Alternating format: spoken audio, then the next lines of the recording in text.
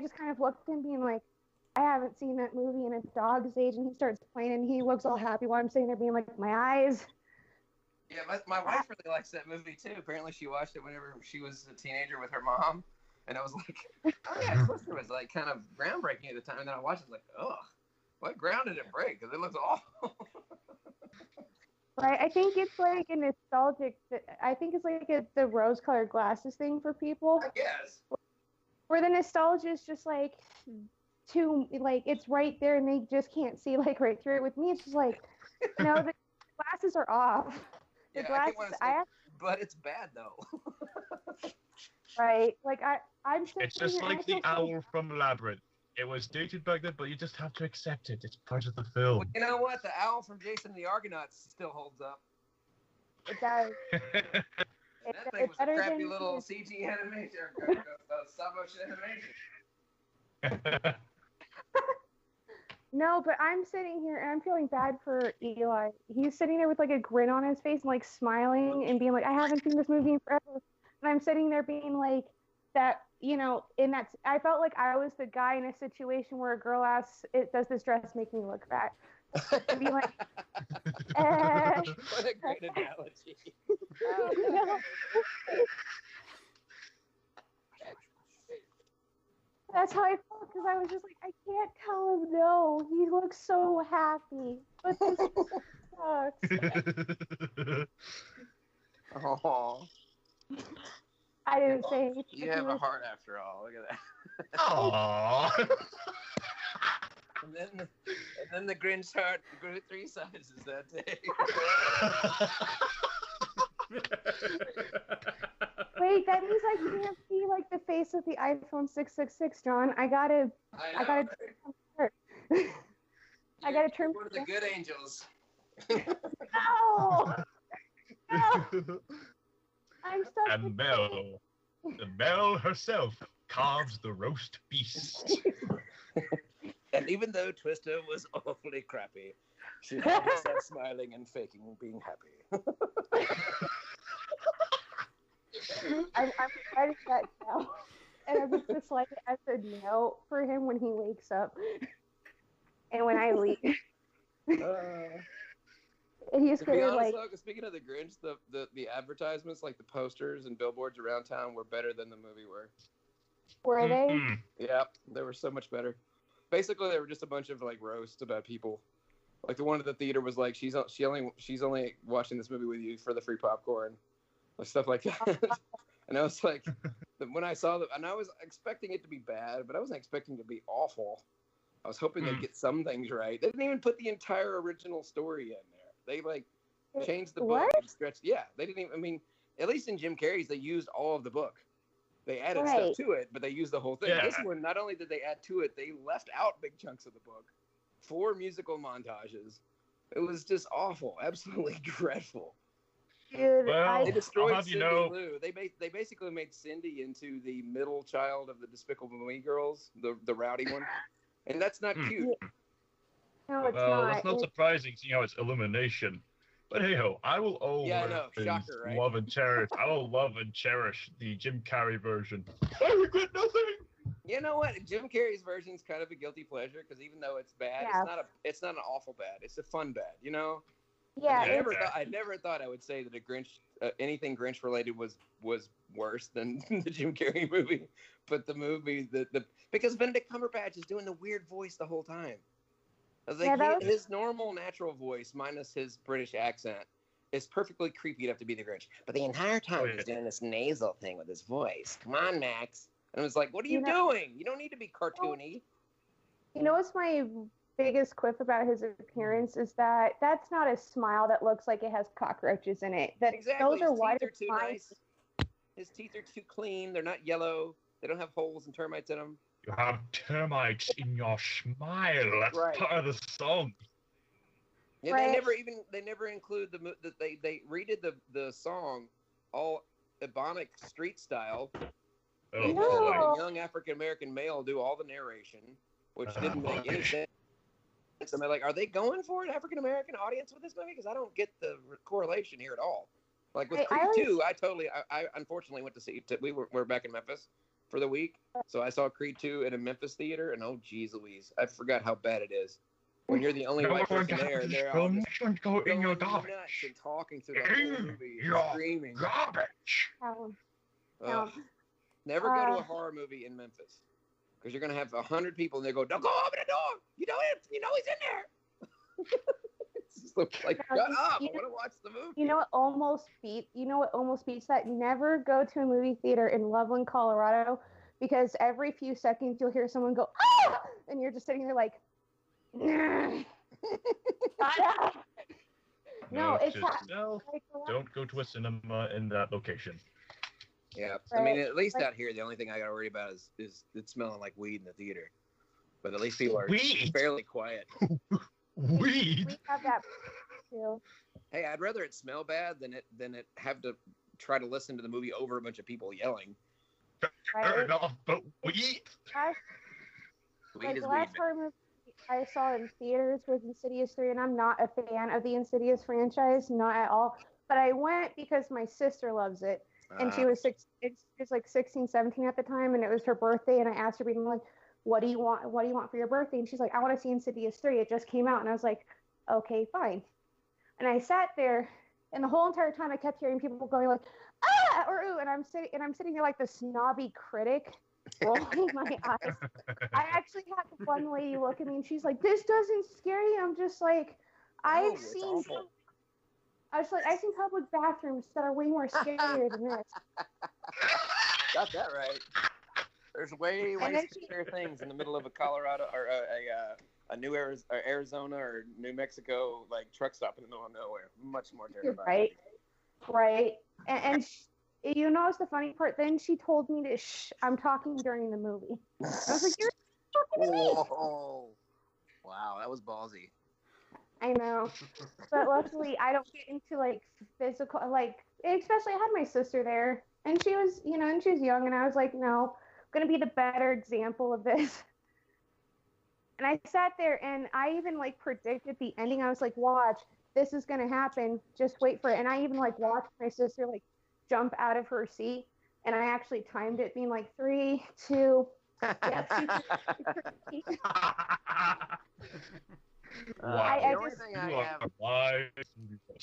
The first movie was actually pretty good until it became about astral projection, and I'm like, oh.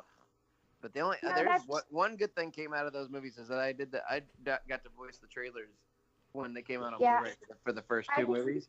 So I was like, well, at least I made some money from it, even though they were terrible. Right. You're just like, there's my revenue. There's my check. I mean, it was one of those trailers that ticked me off because I'd seen it, and I had to say things like the most terrifying film since The Exorcist. I'm like, bull crap. I want to see you like. Who's this critic and where does he live? Because we need to have a conversation. Right. We need to being like, that's the person who was smoking weed. Most likely. I mean, you'd have to be paranoid in order for a movie like that one to scare you. I'm just saying. Right, like, don't get me wrong. I didn't see the first Insidious movie in theaters. I saw it on at a friend's house, like a few years after the fact. And she's like, "You'll love it," because everyone knows that. Oh, I hate it when people tell me that I'm gonna love a movie. Like, you don't know. You right? have no idea. My taste. You don't know my repertoire. That's like, right. So I just was like, sure. And I loved like maybe the first 30 minutes of it, but it's like what you said. When they started getting to the astral projection stuff, that was where it lost me. And the part that I hated was the reveal of the demon. Like, I felt like being like, this is like a person who's very special, who's trying to play Day of the Dead, but got confused with making a mask for the WWE. That's how I felt. And I was like, this is meant to be scary. Right. Oh, yeah. Scary. Oh, yeah. Did you see The Nun? No, I have not seen it. Good for you. I heard that was the worst movie. Even the predictable jump scares weren't scary. I don't think I actually got even spooked like once the entire film. In fact, some of it was just ridiculously stupid. And I'm like, oh, and people were just raving on, especially on Stardust, like, oh man, this movie's so great. I'm like, you need to leave. You need to get off Stardust. You need to get off of this app. being like, you need to get off this app. No, I called it out from the moment I saw the trailer. I was like, this movie's gonna fucking suck. I already know it's gonna fucking suck. And then I was hearing like some people praise it, and I was just like, no, if it quacks like a duck and walks like a duck, it's a duck. Oh, it's not. But it is a duck. Yeah, and I have to because I'm actually the only app that I'm actually making any money of from social media is Stardust right now. So I'm like, I have to go see that stupid Hannah Grace movie. Right. And I know it's gonna be awful. Every movie they make like this, they've all tried to be better than The Exorcist, and I'm like, you're never gonna top this movie. It's just too good. No, and especially like my biggest pet peeve right now is how they're trying to like bring the Exorcist movies back.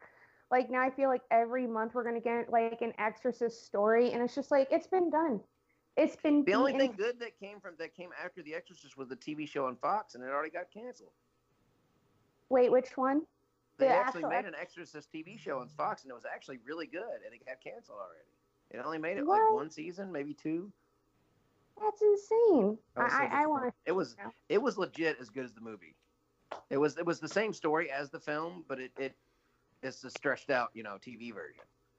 Right. You know what was one horror TV show that really disappointed me? So, because Eli doesn't have cable, and you know about my situation, so I can't like go to the movies whenever I want, or just out of a leisure. So, you know how Netflix like will unleash like certain seasons, like or the prior season right around the same time that the current season's playing. Cult really pissed me off from American Horror. Oh yeah, Cult. Like yeah, I told you that season sucked. It just I wanted to like it, but they went for the low hanging fruit with the whole Trump thing. Yeah, and the new season I didn't care for the new season either. I wanted to, but they tried so hard to like force all of the stuff from the past seasons into one season to make it all make sense, like it's one giant story, and it was so shoehorned and so forced. The only spoiler I got for myself with that was I heard Jessica Lange comes back for only like one episode, and I was just like, people of like the older seasons have been dying for her to come back, and you only put her in one episode. No, she's in more than one episode, but that one episode is primarily all about the original first season. So that's like she's in the whole episode. It's not just like a little cameo. But there's a couple of actors that have been in previous seasons that only had like one little time. Because my friend Naomi is do you know the Pinhead from the Freak Show? Yes. Yeah, that's Naomi Grossman. She was in that whole season of Freak Show, but she was also in Asylum. Right. And she was only in 2 episodes and only for a few minutes in each one. Like she was barely in it at all. So there's a lot of stuff. And the one thing that bugged me the most, because I mean I'm okay with the actors playing different characters each season, but in this season, like all of their characters are interacting with their other selves, and nobody notices that they look exactly the same. Nobody, really. Right. You have one actor playing like 3-4 characters, and nobody notices they all look alike. No, and you actually made me really happy you broke down the seasons, because you and I mostly agree with like all of them. Like I've been waiting for an American Horror Story season 1 again, because that one, in my opinion, is the most. Yeah. This is like, if anything, the only way we would really explain this is like this is a sequel to season 3. That's all it is. It's the whole Coven story all over again. Yeah, and it was the worst season. It was like, it was like Xavier School for Gifted Witches. It was, I hated that season. Right. Like the best way I describe season 3 to anyone, in my opinion, is just like it's basically an X-Men porn. Yeah, it really is. And Apocalypse is basically just a sequel to that season. And I was just and I was like, of all the stories that you had to pull from, this is what we're going. Okay, alrighty then. Right, like I felt like ever since season 2, and when they like really bombed, and that's why when you and I were talking, like that was why I wasn't surprised that you were surprised that people actually said they like Coven. And I was like, yeah, I've run into so many people who's like, Coven's like one of the best seasons. I'm just like, no, it's not. No, it's so bad. What Kool-Aid are you drinking? Give me that. It's because Fox makes so many good. shows about superhero people with their, the whole X-Men thing, and it's just one of their FX is one of their stations, So it makes sense that they would be like, "Oh, good, a superhero or superpower show." It was just so awful. The only thing that kept me watching season 3 was Jessica Lange's performance. If she was not in that, playing who she was, I would have probably rage quit like first episode. Yep. I would have rage quit, and I've told people being like, that's the only good part about it was Fiona Good. But even then, they wrote her off so terribly because I read like behind the scenes and like the original like ending to it, and I was like, that's so much better. Why did you end it that way? Yeah. Like, this season's so bad. And I feel like this new season, just so you're warned ahead of time without spoiling anything, it includes robots and time travel. So take that for what you will. Like I said, it went totally off the rails. Okay, then. What season 2 like did with the alien thing? Because that was the like when I hear people say they like season 2 a lot, I have to remind them being like, no, it's not as good as like the first one because it's not as good as the first season, but it was still a pretty good season. I mean, the ending kind of threw me for a loop, but I was like, all right, if that's what you want. But until the very end of it, the same thing with Freak Show. I thought Freak Show was good until it got close to the end and it started falling apart. And I thought the whole thing with Roanoke, I thought that was a good concept. Like that's a different way to do, because I actually watch those shows where it's like, oh, The Haunting in Connecticut or Haunting in Denver, and they have the real people telling the story with somebody reenacting it. But then halfway through the season, they're like, no, let's switch gears and make it about the actors going back to the house that played the original actors or that played the original characters. And it was like, what are you doing? You had a good strong start. Why are you doing this? I thought the concept was unique. It was the execution that was poor with Roanoke. Being like, I thought that was like, because it showed like, oh, those greedy types in that industry. Being like, oh, let's just, get more views. Like, this was so popular. Let's just, like, burn this, house to the ground. It ended up turning out like, it ended up turning into Blair Witch Project at the end. Yeah, basically, which I'm just like, what? Like, the ending was the one that the last episode, I was just like, what are we doing? Like, where did you go wrong? And I kept, like, going back because we decided to marathon all the seasons again because season 7 was just on. And I forgot how fucking disappointed I was with the ending of fucking Roanoke. Like, Eli got frustrated with me, okay? Because I kept, like, going back to the episodes in season 6 to be like, where did this go wrong? He's like, let's just finish this shit and move on to season. It's like, no. I honestly, you don't. After this season, I if they get a season 10, I don't think I'm going to be on board for it. They've just disappointed me too much. I've given them more. I've given them way more than I should have, because I was like, after season 3, I was like, you know what, I should quit. But even though every season's a new story, so I'll give it another shot. And every season, I kept saying that I'm tired of being disappointed. Every season's a brand new story.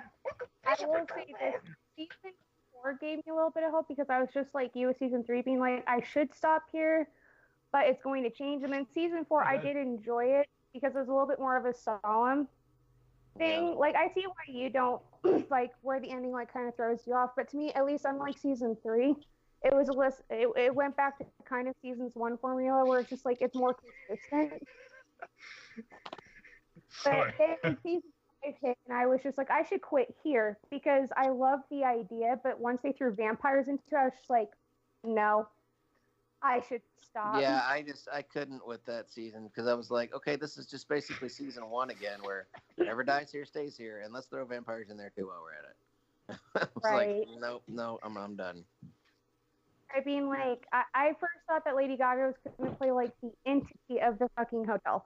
And that would have been a much cooler concept. But instead, she's this vampire, like, mistress thing. And I was just, I didn't like Twilight, guys. What makes you think I'm going to like this? Right, exactly. I don't think any of them exactly. Like Twilight. Although I have been thinking about making a meme. I've been thinking about, like, photoshopping a picture of Edward Cullen when he goes outside and he's, like, sparkly. And like dyeing his hair, photoshopping his hair purple and giving him a unicorn and put Twilight Sparkle. Yeah. Genius. So great. But no, but season 7, because we just watched it like not that long ago. like what you were saying, like I was afraid they were going to go that route, and the first like maybe 2 episodes I thought were pretty strong, and then it just went to shit for me real quick, especially like that weird cult thing that they were doing with Evan Peters. Like I just felt like being like, wow, I'm a straight woman and I feel completely gay watching this. Like, and like I've never had slumber parties like that when I was growing up, and seeing like a bunch of adult men gathered up and hearing like these obscured like stories about cult leaders in their like onesie white undergarment things. I was just sitting there being like, I thought I was straight until now. It was a train wreck of a fucking season, so that's why I was scared of like watching season 8, because we don't have cable, so we can't watch it, or Eli doesn't have cable, so we can't watch it. But I've been scared too, especially when you said that the first episode sucked. I was just like, yeah, I was kind of afraid you'd say that, John.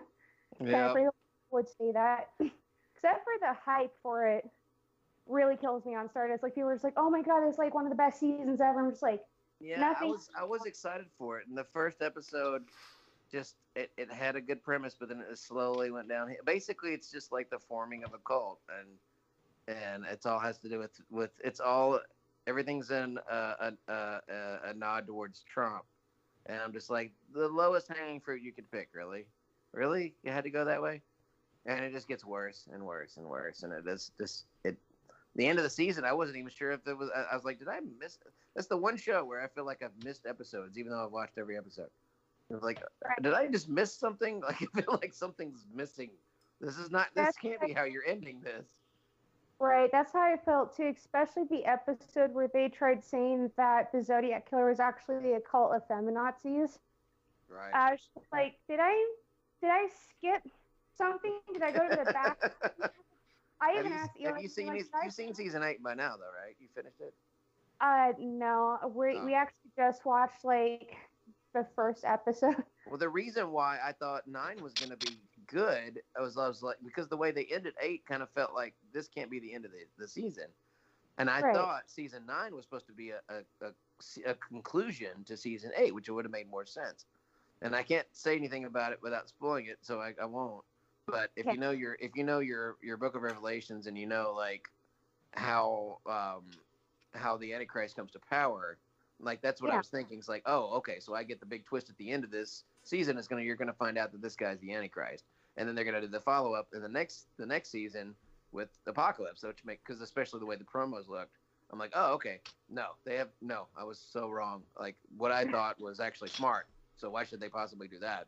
Because that would have made sense. Right. It's just like, I thought of a thing that would make sense to 99% of people. Why would they throw that in? They'll throw in the 1% of being like, we're just going to throw a monkey in the middle of a bus type of situation. Pretty much.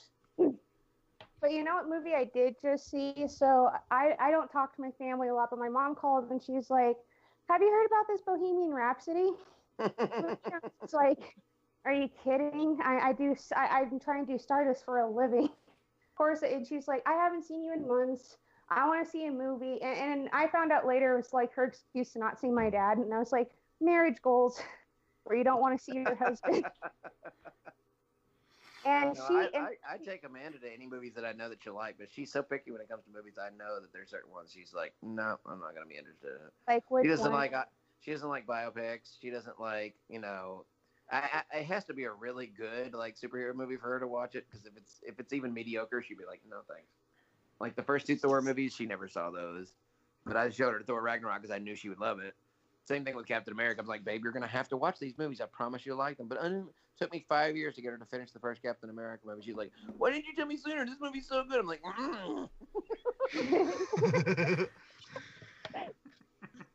no, but even though I told you before that my parents raised me on like, cinema and all that, my mom's very one-dimensioned when it comes to movies that she'll see in the theater. Like, I remember when Sex and the City came out, and I've never watched the show. I'm one of the few women who are just like, you can never get me to watch that show to save your life. Being like, if your life depended on it, you're dead. being like, write your death certificate.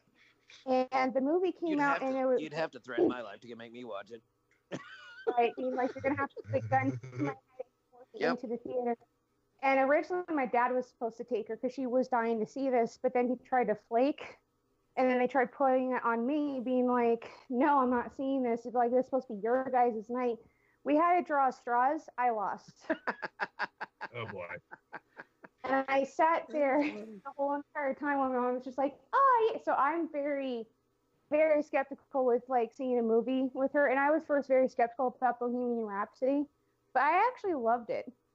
So did I. I know, I liked it. I didn't love it because I thought it could have been a little bit better. My biggest problem was that Bohemian Rhapsody was one of these bands that tried so much stuff. You know, they tried to do things that nobody had ever done before, be very unique and original. And the movie wasn't that. You know, they didn't try to take any risks with the movie. And I thought, you know, maybe they would have taken some artistic liberties and tried some new stuff in cinema that hadn't been done before, just like Bohemian Rhapsody did with music, and they didn't. It was just a pretty standard biopic, which they changed a lot to make more sense. In fact, they changed a lot towards the end. And to me, it's just kind of, I mean, okay, the only way you can really super enjoy the movie, in my opinion, is if you see it in a big surround sound DTS studio, you know, like an IMAX or whatever, because then it sounds as good as it looks. But the whole end of the movie is literally just the concert that already happened. And I'm like, so we're really, because after about 10 minutes, I'm like, they're going to do the entire concert. They're going to do the whole thing. And I was like, okay, well, that was a half hour of this film is literally just the concert that already exists. Okay, I wouldn't say half an hour, but I didn't like was the concert end, because I was sitting there being like, because my mom first asked me like, how long does this movie run? And I looked it up, and I was like, it's 133 minutes. And she's one of those like, you know, old school types where she hates like seeing advertisements in the theater. Like she was bitching about that for at least, you know, 5-10 minutes, being like, oh, this is where the runtime is. It's these goddamn advertisements. Being like, I'm here that's on top of that. I'm just like, no, Mom, it's not. Oh, out here it's ridiculous. In LA, geez, they play 20 minutes of previews. They'll do 10 trailers in 2-3 minutes a piece. And I'm like, holy crap, that's a half hour almost of previews. You want to know a sad story? One time I was going to see Spider-Man Homecoming, and I purposely went there 20 minutes earlier to get to the cinema. By the time I got there, the film had started. Oh, no. No. What happened? Advertisements. Oh, jeez. Yeah, and that's how I felt too, because we got there maybe, because I met her at a grocery store, and then she needed to get gas. We were there like 15 minutes early, and they were still doing advertisements. I even told her, being like, we can walk around the mall for like even like 10, maybe 15 more minutes. And she's like, no, I want to get our seats now. And then she sits there and she bitches about it. And I was like, I told you. Parents never listen to their kids. No, never do. Especially my mom. My buddy Kevin was, I have multiple buddies named Kevin, but I have one back home where I'm from that worked at the local theater. And anytime they would get a screening of the movie, he'd be like, dude, you want to see the movie early? And I'm like, yeah, absolutely. So it'd just be employees only, and they could each bring like a friend or a family member, whatever. They could each bring like 1 or 2 people. So there's maybe like 30 people in the theater. And I think we were going to see Civil War for the first time. And it starts up, and I'm like, man, this seems really familiar. And it was freaking the last Divergent movie. They accidentally played the wrong movie. I was like, boo, this is not what I came here for. I was like, this is like a really bad ripoff. Go from Civil War to freaking Divergent. That is great. No, so because my situation, like I said, because my situation, I can't see movies a lot, but and it's now shut down for the season.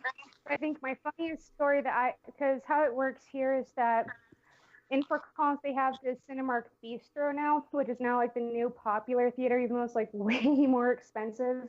Oh yeah. But if you know what a bistro is or is now, you understand the prices. Then there's like the 2 regular movie theaters. Then there's the $2 theater, and then there's the drive-in. Now, I set those in those orders because if a movie comes out, depending on how well they do, they'll bounce them down. Being like, oh, if a movie fails within a month, you can see it at the $2 theater. If not, the last time you'll see it is in the drive-in. So I actually saw the Predator movie that came out at the drive-in, but I didn't pay for it because I can't. Instead, I snuck behind the fence and sat next to the fence to watch it, just so that way I could be like, hey, I'm doing a Predator ranking anyways for Halloween, so why not? And I sat there, and luckily I didn't deal with the advertisements, but the one thing that sucks is that you can barely hear it from where I was. But from what I heard, it was just a... It was... You got what you paid for. Right. Which was $0, being like, it's a good thing I didn't. We have ticket prices to see. I have never been to a Predator movie or any sci-fi action or any thriller movie that people laughed so freaking much for like the first 45 minutes to an hour. I'm like, this is not a comedy. You should not be laughing this much in a Predator movie. No, and it just shows me being like, we're not going to get like a good Predator movie again. Like, we haven't since the first one.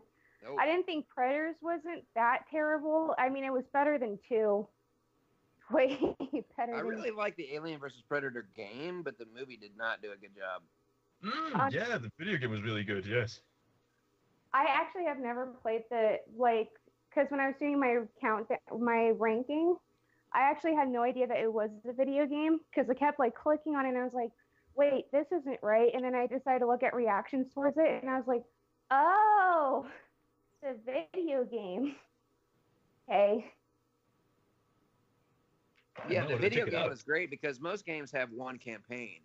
Alien vs. Predator had 3 campaigns because you could play as an alien, predator, or a marine. And each one of them had like a different story and a different ending. Which and also you could play multiplayer on it. So it was, and you know, like horde mode where there's like survive a wave of aliens or whatever. So there was just a lot of ways to play, and at the time games like that didn't have that much playability. And I was super, and when I found out they were making a movie out, I was like, oh man, if it's even half as good as the game. No, it wasn't even close to half as good as the game was. No, and I've been now dying to like play the video game. I probably will one day. But I've heard that it was way better. You can download it for just a few bucks now because it's so old. Can you? Yeah, you can get it on Steam. I believe, yes. Yeah, you can get it on Steam for maybe $5-10, I think. Maybe on some old, like, if you have, depending on what you have, PlayStation or Xbox or whatever. It depends on what you got. But I mean, I'm sure like an old game would not be. Find it on the PC, the Xbox 360. Those are the ones that I know of. Right. I know Eli. Yeah, I was PC. PlayStation 4, and I have my laptop over here. I'll have to like check it out when I get the time and the money to do it, because I just can't like do anything I want these days. Can't buy a game. But no, but the one thing, because I was actually more intrigued by the trailers at Bohemian Rhapsody. I'm actually pretty, and because I'm a huge anime fan, I'm actually kind of looking forward to Alita a lot. Yeah, I've been getting a lot of people saying that they don't like Alita Battle Angel already because of the eyes. And I'm like, well, they made it look like the anime. Because I was saying that they don't look like the anime. Well, they gave them giant anime eyeballs. What more do you want? Right, that shocked me when people were just like, oh, I don't like it because of the eyes. And I'm just like, that's your only problem? Right. Like, and these are the same people who, like, bitched about, like, they're the same people who bitch about, like, you know, the DBZ movie. But that one's a garbage one anyway, so that's really fair. But it's just like, they're finally doing what a lot of these live-action adaptations should be doing. And now you're bitching about how they're making them look more like they did in the anime. And I was this actually looks pretty badass. I think I was just more shocked because Battle Angel's not that known of an anime. It only has like 4 Oh, it's OVs. based on an anime. You didn't? Oh, geez, he didn't even know. How could you not know just based on the trailer that it was based on an anime? I thought it was an original concept. He said anime like 5 times before I started saying being like based off an anime, and you're like, wait. And I was like, oh, that's where you got it? Okay. But Alita shocked me because it only came out with like I believe it was 6 or 7 mangas, like a 4-episode OVA, and then 1 video game. So out of all the ones they could have like adapted, I was actually surprised hearing about it, being like, wait, that one? Out of all the selections, like in that case, I think the big anime eyes really work because she's part cyborg, and you can tell that she's kind of artificial. Yeah. Exactly. Right, but people's biggest problem is the eyes, and it's just like, what's wrong with having, big eyes? What's wrong with not being altogether human? Yeah, it does look a nobody little gives creepy. Amy Adams a problem about big eyes.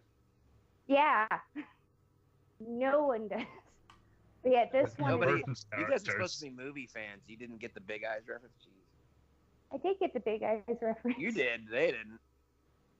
Boo. She was in a movie called Big Eyes, guys. I'm ashamed of all of you. Hey, don't. Hey, I never claimed to be a big movie fan. I'm just here. To record. You're just here. Yeah, I mean, literally, I am just here. That's I true. haven't said very much. No, thank you for the reference, John. I got it. This is why we're BFFs. Oh, yeah. Yeah. A few minutes.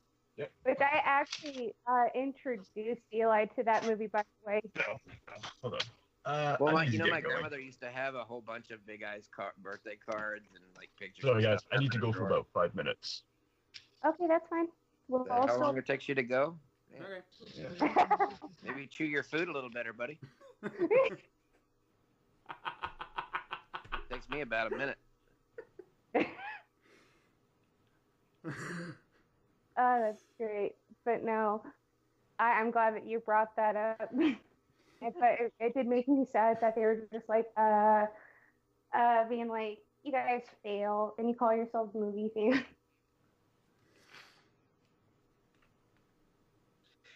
Well, I would tell you guys about a secret, but I don't know who I can trust anymore. You can trust me, John. I know I can trust you, but I don't know this other guy. You're just like, I don't know him. I don't know if he works for the CIA or not. He could post things on social media. I don't know. I don't know. Yeah, because he's basically like he's the one recording because of like Chris, our normal guy, had to be gone for a few weeks. That's why we delayed the Batman animated series, and plus we wanted you in it because we knew you would love to. Oh, yeah. And I was like, the first time they were debating on like continuing, and I was like, John can't make it, Ron can't make it. I know that they would love to do it. Neil wasn't sure if he was going to make it, and I was just like, let's just postpone it. And he was like, that's a good idea. So they made like an episode with the Stan Lee dedication, which I arrived late for. I was like, my bad. But no, and I wanted to ask you this, John. What movie are you afraid of seeing the most next year that you know of? Am I afraid of seeing? Mm-hmm. I don't know if I'm afraid to see anything, to be honest. I'm afraid that what I think is going to be good is going to be bad. Well, answer that. What are you? I'm afraid that Glass might suck. Yeah, I saw like the most recent trailer like the other day. I'm kind of nervous for it. Just by what I've seen, like the first I mean, everything I've seen looks great, but trailers are notorious for being misleading and giving us false hope. right, because it's Shyamalan. Well, not just Shyamalan, but I just don't trust trailers anymore. That's actually why I don't react to a lot of trailers. Is because just like I'm afraid they're just going to give me false hope. Like when people were saying that Creed 2 is great, I haven't seen the Creed movies or the first one at all. So it's because those are just not my cup of tea. With movies being like I can watch them, but do they gravitate towards me? No. But then when I heard people didn't like it, I was just like, I'm not surprised. It's the trailers that get you these days. Yep. And that's what scared me about that, like like that Sherlock Holmes comedy. It's just like, I think they're like what you said, and I agreed, being like, I'm afraid they are going to use like that they use the best jokes in the trailer, and the rest of it's just going to be like, oh, it's a stereotypical, like, Will Ferrell, Step Brothers type of thing all over again, just in a different century. Yeah, I think that's actually going to be really good. I've never seen them make anything bad. Right, like I still enjoy them, but I'm just afraid that they use like the best jokes in the trailer, and it's just like, and the payoff. No, I don't think so. I think there's going to be a ton of funny stuff in that one. Because I don't think there's any Will Ferrell movie that I can remember that I didn't like or didn't laugh at. I think the only one for me was that NASCAR one. Oh, I like love you, Bobby. It's hilarious. So you're not from the South. You're just making fun of all the people that I know and love, or know and tolerate. Right, and I think that's where it lost me, because I'm not from the South. I'm from the East Coast, so a lot of the jokes, like I know the jokes with NASCAR, like the basic summon, like jabs, but I didn't get like some of the subtle jokes, being like, I was just sitting there being like, I actually don't get it. Aww. I know, but that's the only Will Ferrell one I don't. I guess the one that I guess the least funny Will Ferrell movie that I ever watched was Blades of Glory. It's still funny. It just wasn't as funny as his other movies. It says it was such a niche, like that's such a niche thing because every single Will Ferrell movie is rivals. Every movie, it's rival NASCAR drivers, it's rival brothers, it's rival. It's all about rivalry, and that's what makes it work. He just gets a good person. Daddy's Home. You get rival fathers. It depends on who is across from Will Ferrell as to whether it's going to be that funny. Daddy's Home 2 was just basically Daddy's Home 1, and it was not very good. So I guess I changed my answer from Blades of Glory to Daddy's Home 2. But I can't think of any comedy sequel other than Ace Ventura 2 that was just as funny as the original was. Like every comedy sequel has been awful. Right. So I'll give that the benefit of a doubt that it's just comedy sequels aren't very good. But I think Holmes and Watson's going to be really funny because the two of them are just freaking great together. Right. I think that they have wonderful chemistry together, but at the same time, like, I'll just have to see it. But I have to agree with you with Daddy's Home too, because I was like watching Eli's Cat, and I noticed that it was on Hulu, and I was like, I haven't seen this one yet, and I sat there and I was just like, huh. Like, I appreciate that they got Mel Gibson to participate, but that was the only like thing that I was like, because I had no idea. I didn't even know that they made a Daddy's Home 2 until I saw it on Hulu. It's like, no shit. And I saw it and I was like, I chuckled like maybe a few times, but I remembered it was not as funny as the first one. And you're right, like, it's so hard to make like a sequel of a comedy, just as funny. And actually have a good point. Like, I think Ace Ventura is one of the few that it works. I think Airplanes 2 did a great job with it as well. But that's Mel Brooks, and I'm a sucker for Mel Brooks. Oh, I thought you were talking about Planes, Fire and Rescue. I'm like, oh, please. No. I was like, you're just like, we're not friends anymore until you realize that I did not say that.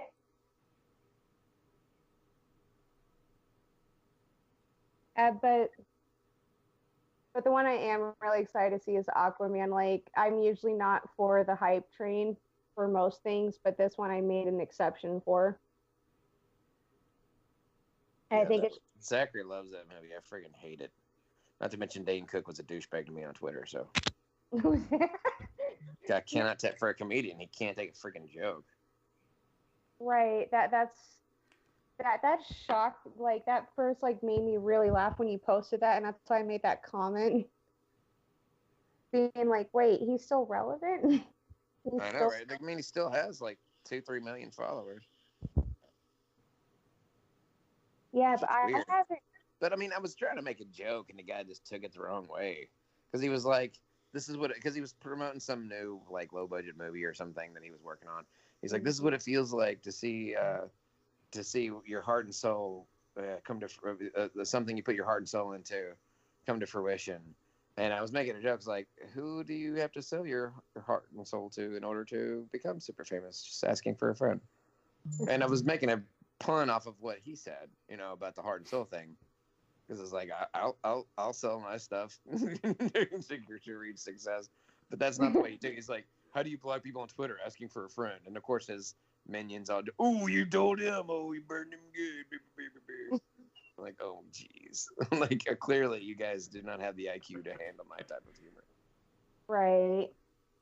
No, I find, like, and you are right, like, a comedian not taking a joke or not recognizing that you were just having, like, a, fun little jokey jab. I think it's just because of the time, like, people are just so sensitive nowadays. Oh, absolutely. But, comedians should have the thickest, that's so funny that commercial for Holmes and Watson just came on when we were talking about that. Yeah, you think comedians should have the thickest skin of everybody because they dish it out for a living. Right. But don't dare say anything back to him. Oh, he might get his poo-poo. Might get a poo-poo. Right.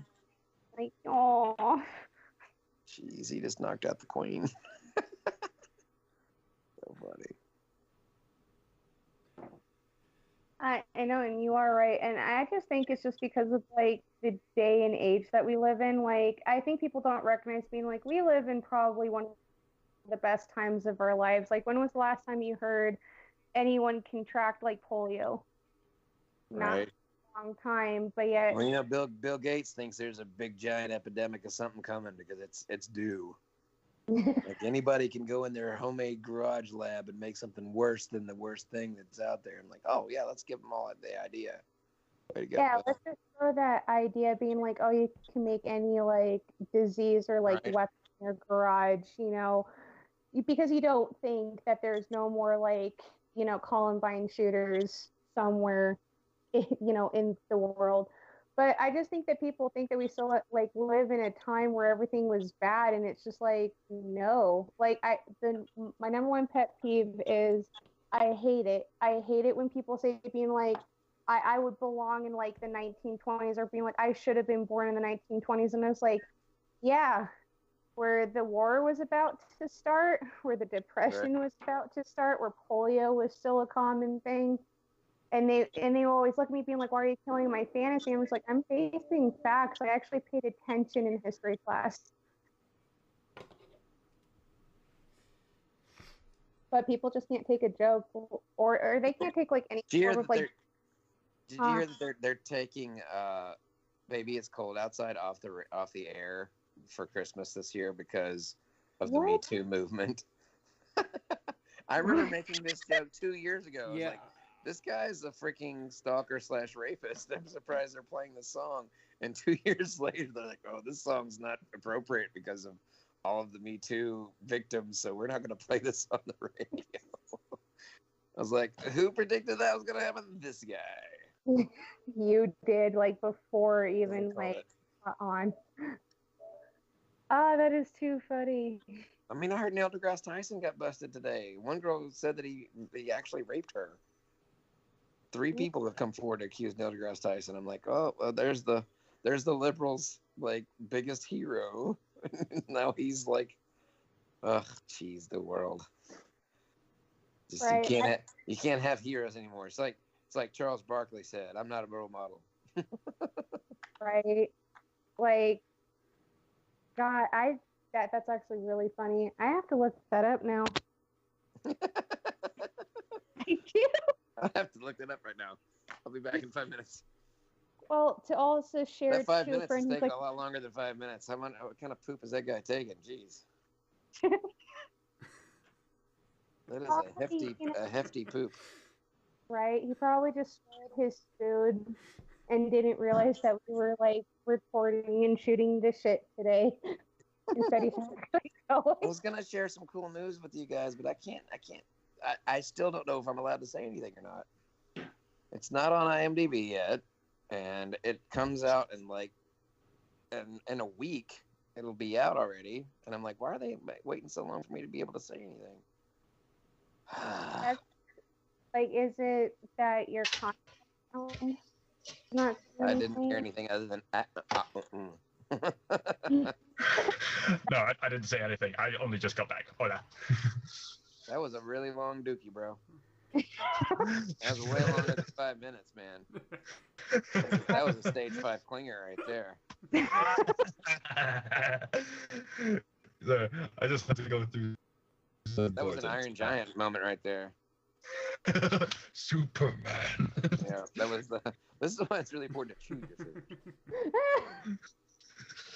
I can't watch the Iron Giant without thinking of that, John. Thanks. You're And welcome. Talon's help either when he said Superman being Mom, a little privacy. By the way, I don't know if you knew this, but there's a signature edition of Iron Giant where they completed the animation for the cut scenes and included them in the version of the movie. So that whole scene where Dean sees Iron Giant's dream of him on Mars, it's actually fully animated and included in the film now. I was like, oh, dude, that's freaking dope. I've seen that version.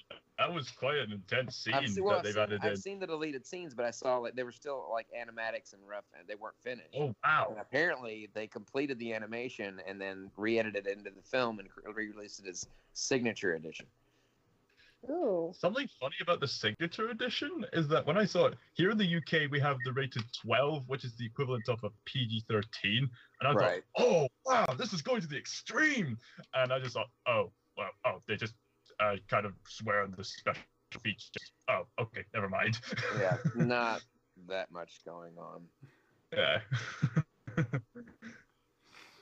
Right, and I just sent like that article to somebody I know who's like a huge Mike Tyson fan, by the way, and I just commented being like, never meet your heroes. Did he bite your ear off or something? Sorry, is it too soon? Jeez, it's been forever ago. The whole world's basically forgotten that ever happened. Right. No, and I remember when that happened, and we just became friends, and I found out he was a Mike Tyson fan, so I was just like, so if he bit off your ear, you'd be totally fine with it, and be like, fine with it. I'd put it in a jar, and I would parade it around and let people know, and I was just like, you have problems, and I thought I had problems. I thought my issues were bad. Right, but no, the world is just so sensitive. Like, I don't know if you noticed this, John, at all, but like, you can't say anything on the internet without someone attacking you. Like, and I've told the story to them before. And it was because, like, I'm one of the few people who I did not like the It movie at all because I read the book. And I appreciate what they did. Like, I did like the fact that they made it more of a linear time to make a sequel make more sense, being like, okay, focus on the kids first. But they left so much out of it that I just couldn't bring myself to love. And also, too, I could not take Pennywise seriously, like, as a clown or being scary. Because every time he tried being scary, he was hilarious to me. Like, I was sitting here laughing every time he was trying to be scary. And there was this one kid. That was me with Freddy Krueger's movies. Right. Exactly. But there was just like one person who just kept reaming at me of being like, no, you're absolutely wrong. And I was like, it's an opinion. It's not fact. Like, you can like the movie, go away. And it was all just to promote his YouTube on my page. Yeah. Which I don't appreciate, being like, if you told people on your own accord, John, to follow me, that's on your own accord. I won't sit there and being like, oh, you should tell people to follow me, because I view that disrespectful. Yeah, I get those all the time with the, hey, I really like your content. Make sure to go to my page and check out my review of this movie. Or make sure to do this, blah, blah, blah, blah. Or I get people DMing me, hey, can you shout me out on your stuff? Or, hey, can you tell people to follow me? Hey, can you make me famous? I'm like, I'm not even famous myself, but yeah, let me make you famous first. Right. Oh, that reminds me. Hey, John. No, I'm just kidding. Right? I mean, it was bad enough reading the comments on the Mitsubishi commercial. Jeez. Those people were brutal. Looks like you ate the Eclipse Cross. Dude, I swear, because I watched that commercial before Eli did, and I know I told you about it, but he saw it at his work, and he like sent me a picture of it, and he's like, is that your friend John from Stardust? And I was like, it is. And he's like, it's playing at my work right now, and it's played like at least 3 times. I just finally now noticed it. Yeah, I still haven't seen it on television yet. Oh, Yeah, because all right. so a sports bar kind of thing. So he sees like there's at least like 5 things playing at the same time, and he's a busser. So he sees everything all the time. Like he says it gets like a little bit frustrating because it's like one screen they're playing a commercial, the second screen they're playing hockey for whatever reason, next is football, one is even like a soap opera type of show, and he's like, who actually sits and watches these and expects to hear it because they don't have the volume out loud? But when you saw your commercial, he was just like, it's actually pretty sick that he did that. And I saw like some of the comments for like the YouTube stuff, and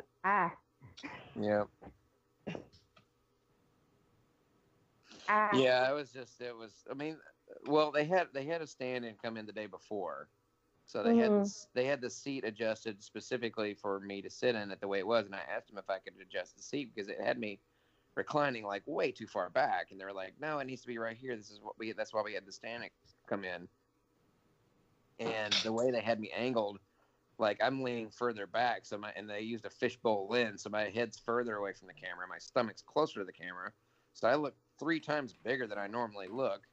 And the other guys, like the drivers, were sitting up straight in their seats. And I'm like, why can't I adjust my freaking seat? I look like I'm in a recliner. Right. And of course, everybody jumped on the fact that I was the fattest Mitsubishi salesman ever. He's bigger than the car is. He ate the car. Some people were just like, I can't watch this. This guy's so fat and disgusting. I can't watch this commercial and stuff like that. It was just freaking like, for goodness sakes. I'm like, I am on freaking keto. I've lost 60 pounds. You don't know my backstory. And then people would comment, and I wouldn't dare comment on anything because people automatically would reply back with like, how can you live like this? You're practically on death's door. I can't see how people let themselves get this disgusting. I was like, you know what? That's the same thing to you guys who are right. commenting. A lot of people eat themselves to death because of people like you making fun of them. Right. And that's where I don't like the body positivity or the negativity movements because they're so contradicting. Like I don't like the body positivity movement because it's just like you're just encouraging people to have bad habits. Yeah. Like you said, being like in my opinion, I will only call someone fat if I know that their weight does not affect them medically and they're just flat out lazy. Yep. And I actually witness it, being like, because I don't judge, being like, hey, I'm not the skinniest, person in the world. I'm not like a goddess walking the room, but I'm not like, this ugly behemoth either. I'm kind of in the in-between of being like, hey, I look okay. I look fine. But I can't sit there and, watch people being like, oh, well, it's okay if you weigh like, 300 and something pounds and you eat like McDonald's every single day. That's good for you. And it's just like, no, it's not. Well, I mean, I agree that anybody can be happy with themselves no matter what they look like, but it doesn't mean they're healthy. Right.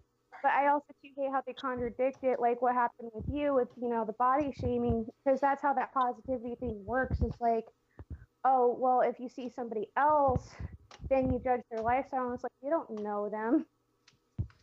And being like, and where's the body positivity thing? What happened with being like, just be happy with yourself? And that's what angers me about that movement. It's just like, no, like, I believe as long as you're happy and healthy, and you're not doing anything to harm yourself. Like, I don't support anorexia either. Like, if I see someone starve themselves, I'm like, that's not okay. Yeah, exactly. You'll die. But the thing is, it's just not ever a good idea for people to comment on people's weight, too small or too big, because it's just going to cause them to eat more or eat less. Right. I dealt with it for years with my mom. I wasn't like at my heaviest. Like to her, it was just like, hey, oh, if you're. I gotta jump off. Oh, okay. I was talking to you, John. Bye, guys. With you. I'll chat with you. IG. All right, later. Well, guys, there's a double rainbow outside, and I'm feeling good. Hi, Neil. You missed John. I didn't miss John. I said bye. I got in towards the end of the weight discussion. Yeah, that took a weird turn. It did. But I enjoyed it, but I always like. It's okay, guys. There's a double rainbow outside. There can be no evil. quite right. The world will never be flooded again. Sure. Not even kidding. I walked here. I ride a bus. Okay. So I went to the pet shelter today to do some volunteering. And then I took the bus ride home. I walked the entire way home from the bus stop, didn't notice it, get upstairs, join the call, look out my window to see if anyone's there, and the first thing I see is 2 rainbows side by side in the sky. Oh, God. A gayer sight does not exist.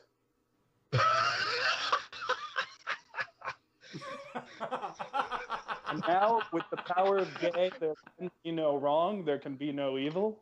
Just gayness has cleansed the earth. Wait until you see a triple rainbow. Right, but I'm at least glad that John stopped by anyways, because, like, because like I said, I told him that this was, like, you know, behind the scenes, like, we're just shooting this shit and, like, talking about stuff. Of course, like, Zach's gonna be censoring some things he said. And John was debating on telling us something, like, big that's coming out in a week, but he's not sure if he's supposed to say. He didn't say it anyway. But Did he say it all? Huh? He didn't. He was going to give us like Hollywood secrets, and then he didn't give us Hollywood secrets. Is that what you're saying? Yeah. Unfortunate. Yeah. Then there was something else he was going to say, but then he was like, I don't know this guy. I don't know. He could just post anything on social media. It's like, I'm just thinking, I'm kind of hurt, but I don't give a shit. That's John's sense of humor, so don't feel hurt. Like, it wasn't like a jab at you. It was like... Yeah, I know. Yeah, because what he does is just, like, he can't spell anything, and he doesn't know, like, because, like, with me, it's like, this is, what, the 3rd or 4th time we've talked? And I don't, and, like, and I'm, like, besides just being married in game, I don't know you all that well, so it's just, like, I wouldn't, like, tell you, like, certain secret things I've told, like, Neil. Well, yeah, I completely understand Hold on, that, what bond is there closer than in-game marriage? I mean, come on. I know, it's not like actual marriage is a closer bond you guys than something cared like that, about each other enough to have 2 fictional characters that you both created spend the rest of their fictional lives together that will not be expanded upon. I feel like that takes trust, commitment, and above all else, love. It takes love. It does. Right. I also, before we, like, continue, Neil, you know that thing that you were telling me last night that you wanted to ask John? I would send him a Skype message about it. I'll casually, like, be like, hey, bro, want to be in something dumb? You do it every other week with me and my posse. In my posse.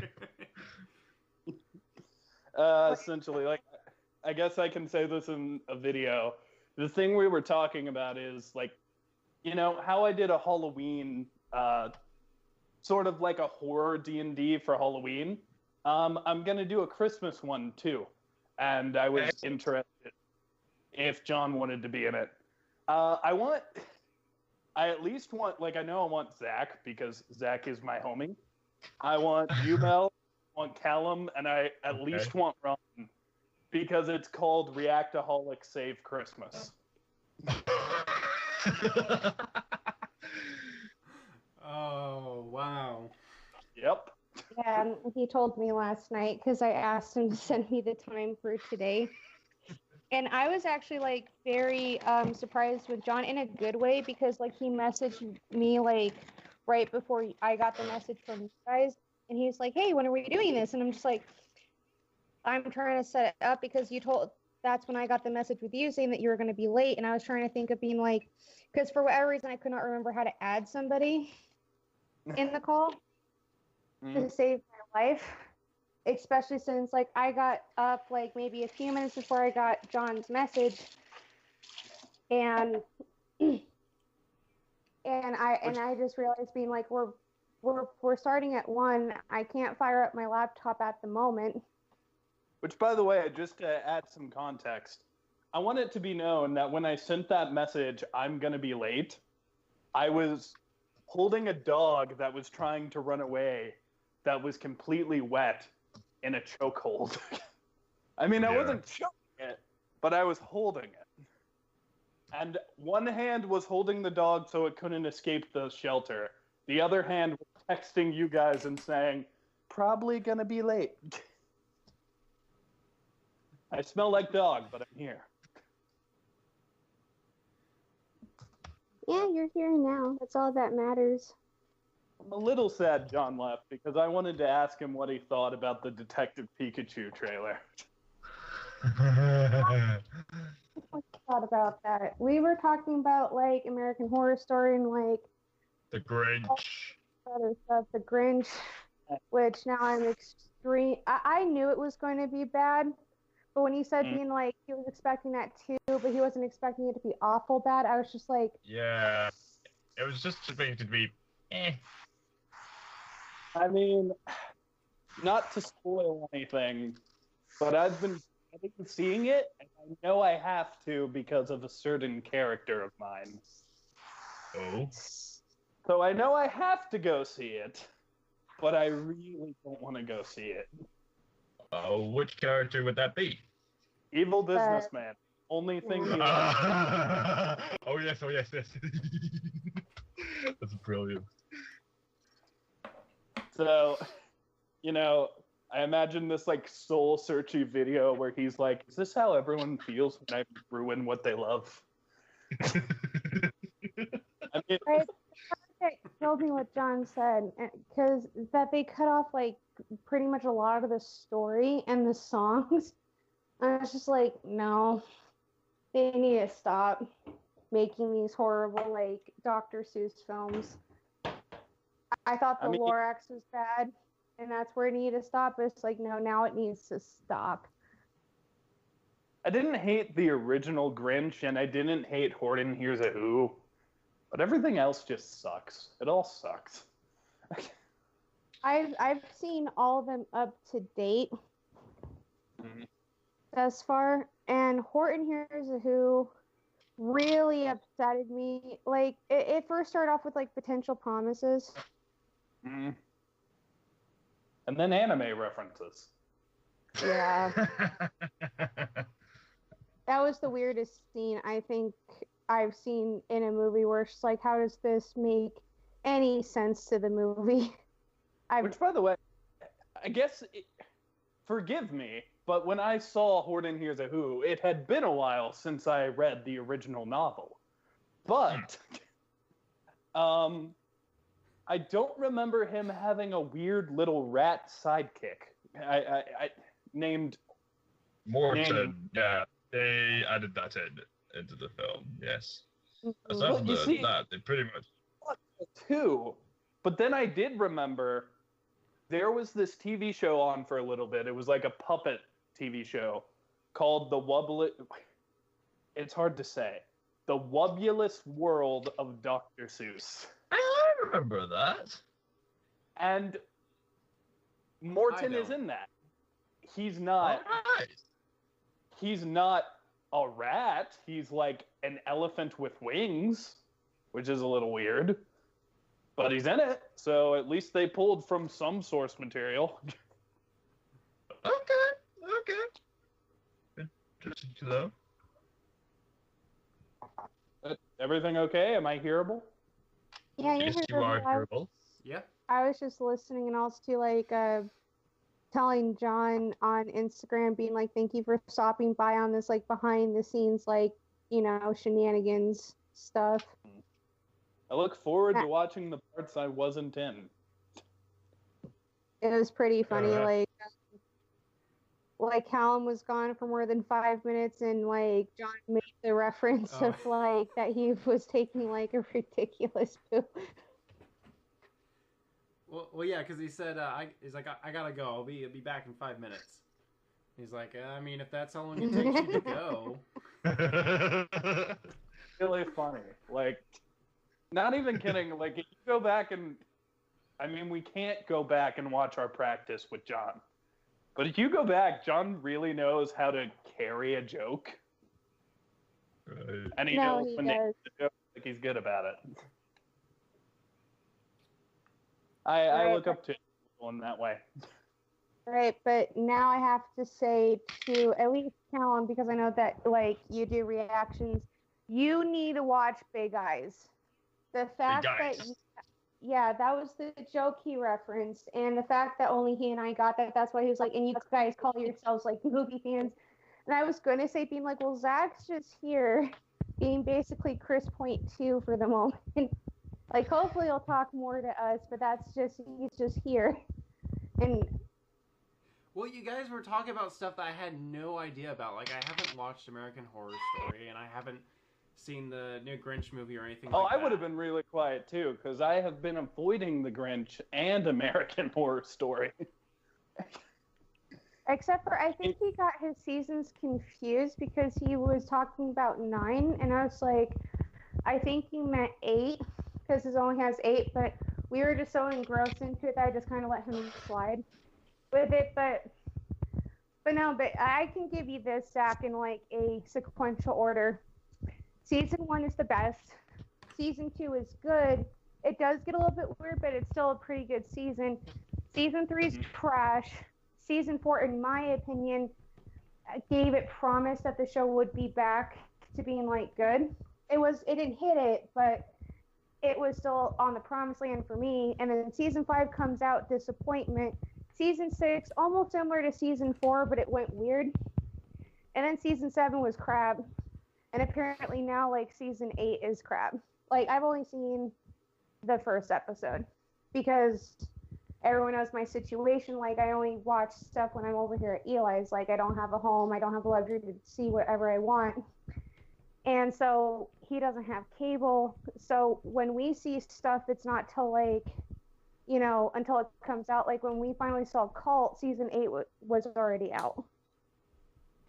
Because of how the streaming sites do it.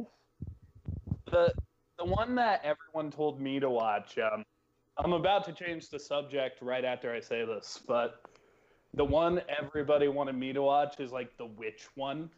I don't know what that is. No, that's Coven. Wanting to watch. That's fucking Coven, and they don't have taste. You know, it is the only good thing about that season is watching Jessica Lange play Fiona Good, and that's it. Otherwise, that season's basically like an X-Men porn. Well, wait, what? They didn't. Never mind. Okay, moving on. Let's see. I got to think of something to talk about. That way, we don't elaborate on X-Men porn any further. I would elaborate more than that, but if you saw this season, you'd know what I was talking about. And John basically like described like season 2 basically being like the sequel to the X-Men porn, because when he heard that a lot of people actually liked season 3, he was shocked when I told him that, and I was like, yeah, you'd be surprised that people think that this is like the best season ever, and it's not. It's not. It's the Emperor's New Clothes. But anyway. I got something.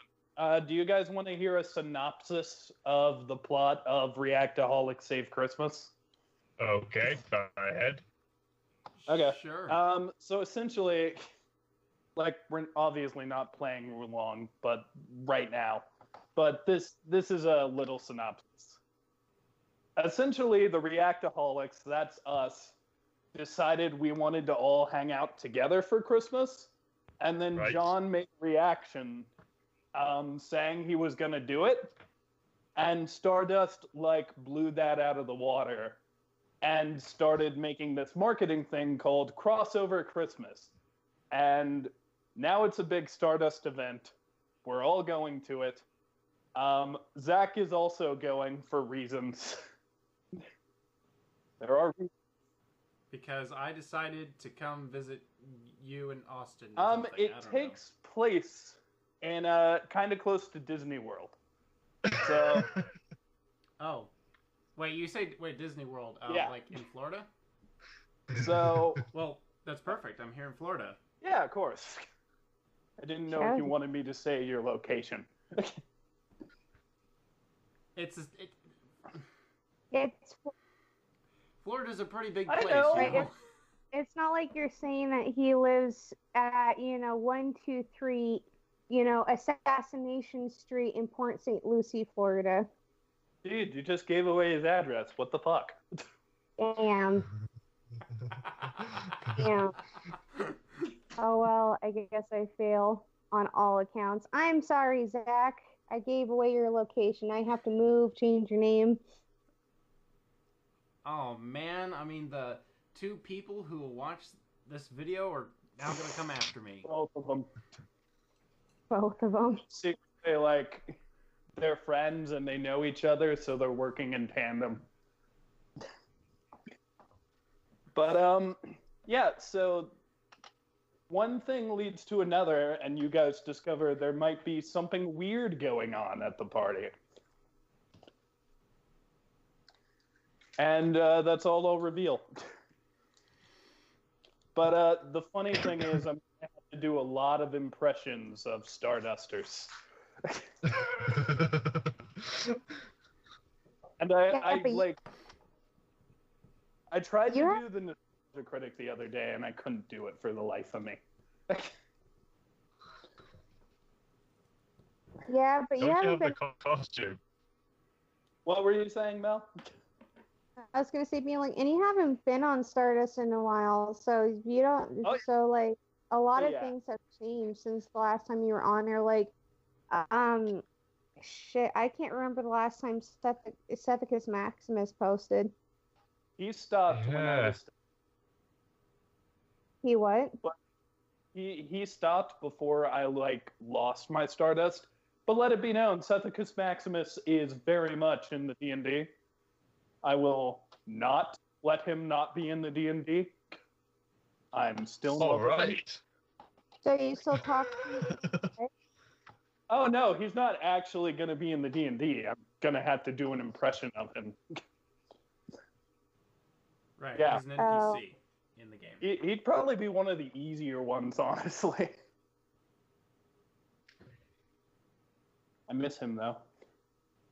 I miss him so much. We all do. We all do. We miss him so much. I'm in love with him. And the Yeah. double rainbow is gone. No. The Oh, no. double rainbow went on for Let that me- long? That's so sad. Not even a rainbow. Let me play a sad song for you on the Okay. violin.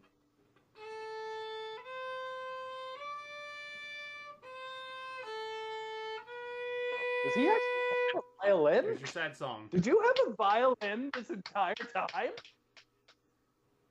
Zach, you Yes, played I've played violin for 11 years Oh now. wow. I know Wow. nothing about you. I don't even know you. Oh yeah, I play violin, guitar, ukulele, and dulcimer. Maybe you can teach me, because I haven't played the violin in 10 years, but it's because of an accident I was in, so I have to relearn with with a different arm. I like. Out of all the instruments, the violin is the most charming, but at the same time the most badass. Yes. If you're playing a harmonica, you're automatically seen as a hillbilly, and if you're playing a drum, you're automatically a punk. But if you got a violin, no one knows nothing about you. Are you right? What because, am I gonna play? yeah. A classical piece, or am I gonna play "We Will Rock You"? You don't know. You don't know. Violins are the best. That is my argument. I'll take note of that. My cousin will be proud. I will not No, I disagree won't with you either. because Well, there we go. All you people watching, playing your flutes and your trumpets and your Mandolin? I don't know. You're Go outside just- and grab a violin. Now. Oh my god, you're just bashing like every other person who plays like another instrument. Hey, now mandolins are cool too. It's got I can actually sort of play a mandolin because it's got the same No, tuning as a Zach. violin. No. There is one pure race, and that is violin players. Hey, what about cellos? Cellos are basically Violins only. Violins and people with blonde hair and blue eyes. That's it. That's all. I was just going to say, you're a violin fascist. I am a violin Hitler, and I will lead my regime of violin players. So it's just violins. You can't not cellos, not Not- violas. You can't eat, you can't sleep, you can't watch TV, you can't shoot a gun. All you can do is play the violin. Oh god. So you just have an entire violin orchestra. People will be like in their homes, locking the door, barricading themselves in. And then it's like, Mommy, I'm scared. And then it's like, it's okay, they won't find us in here. Exactly.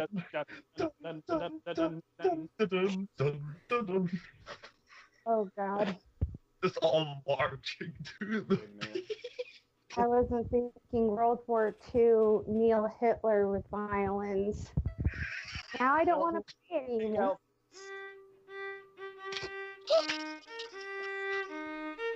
Yeah.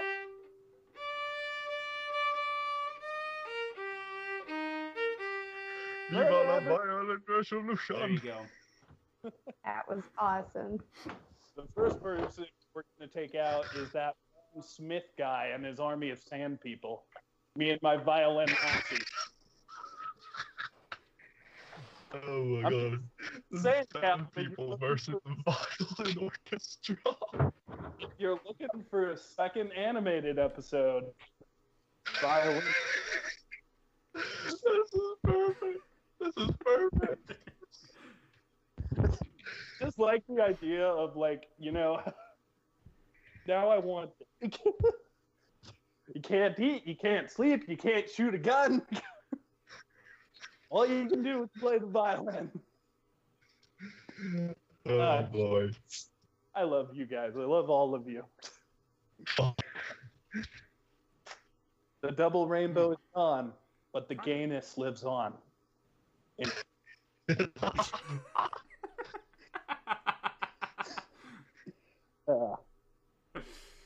Oh.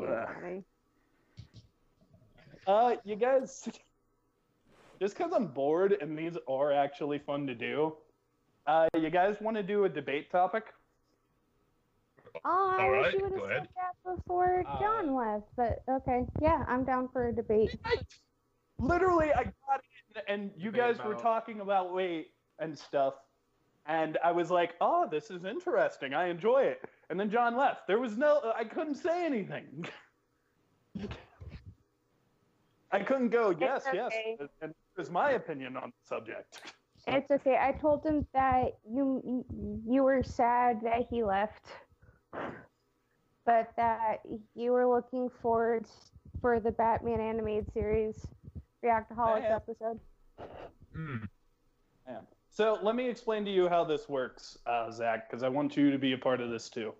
So we're going to say a Right. topic, and everybody's going to pick their answer and make an argument of why they're right or wrong, or, they're just going to argue for their topic. And then, some people will realize after the argument whether or not they've already lost.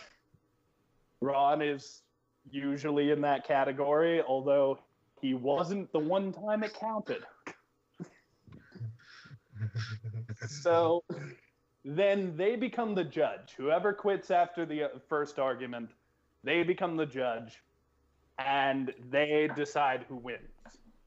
Mel is usually the one who wins these Okay. topics. Mel so far has the best track record. However, I have won 2.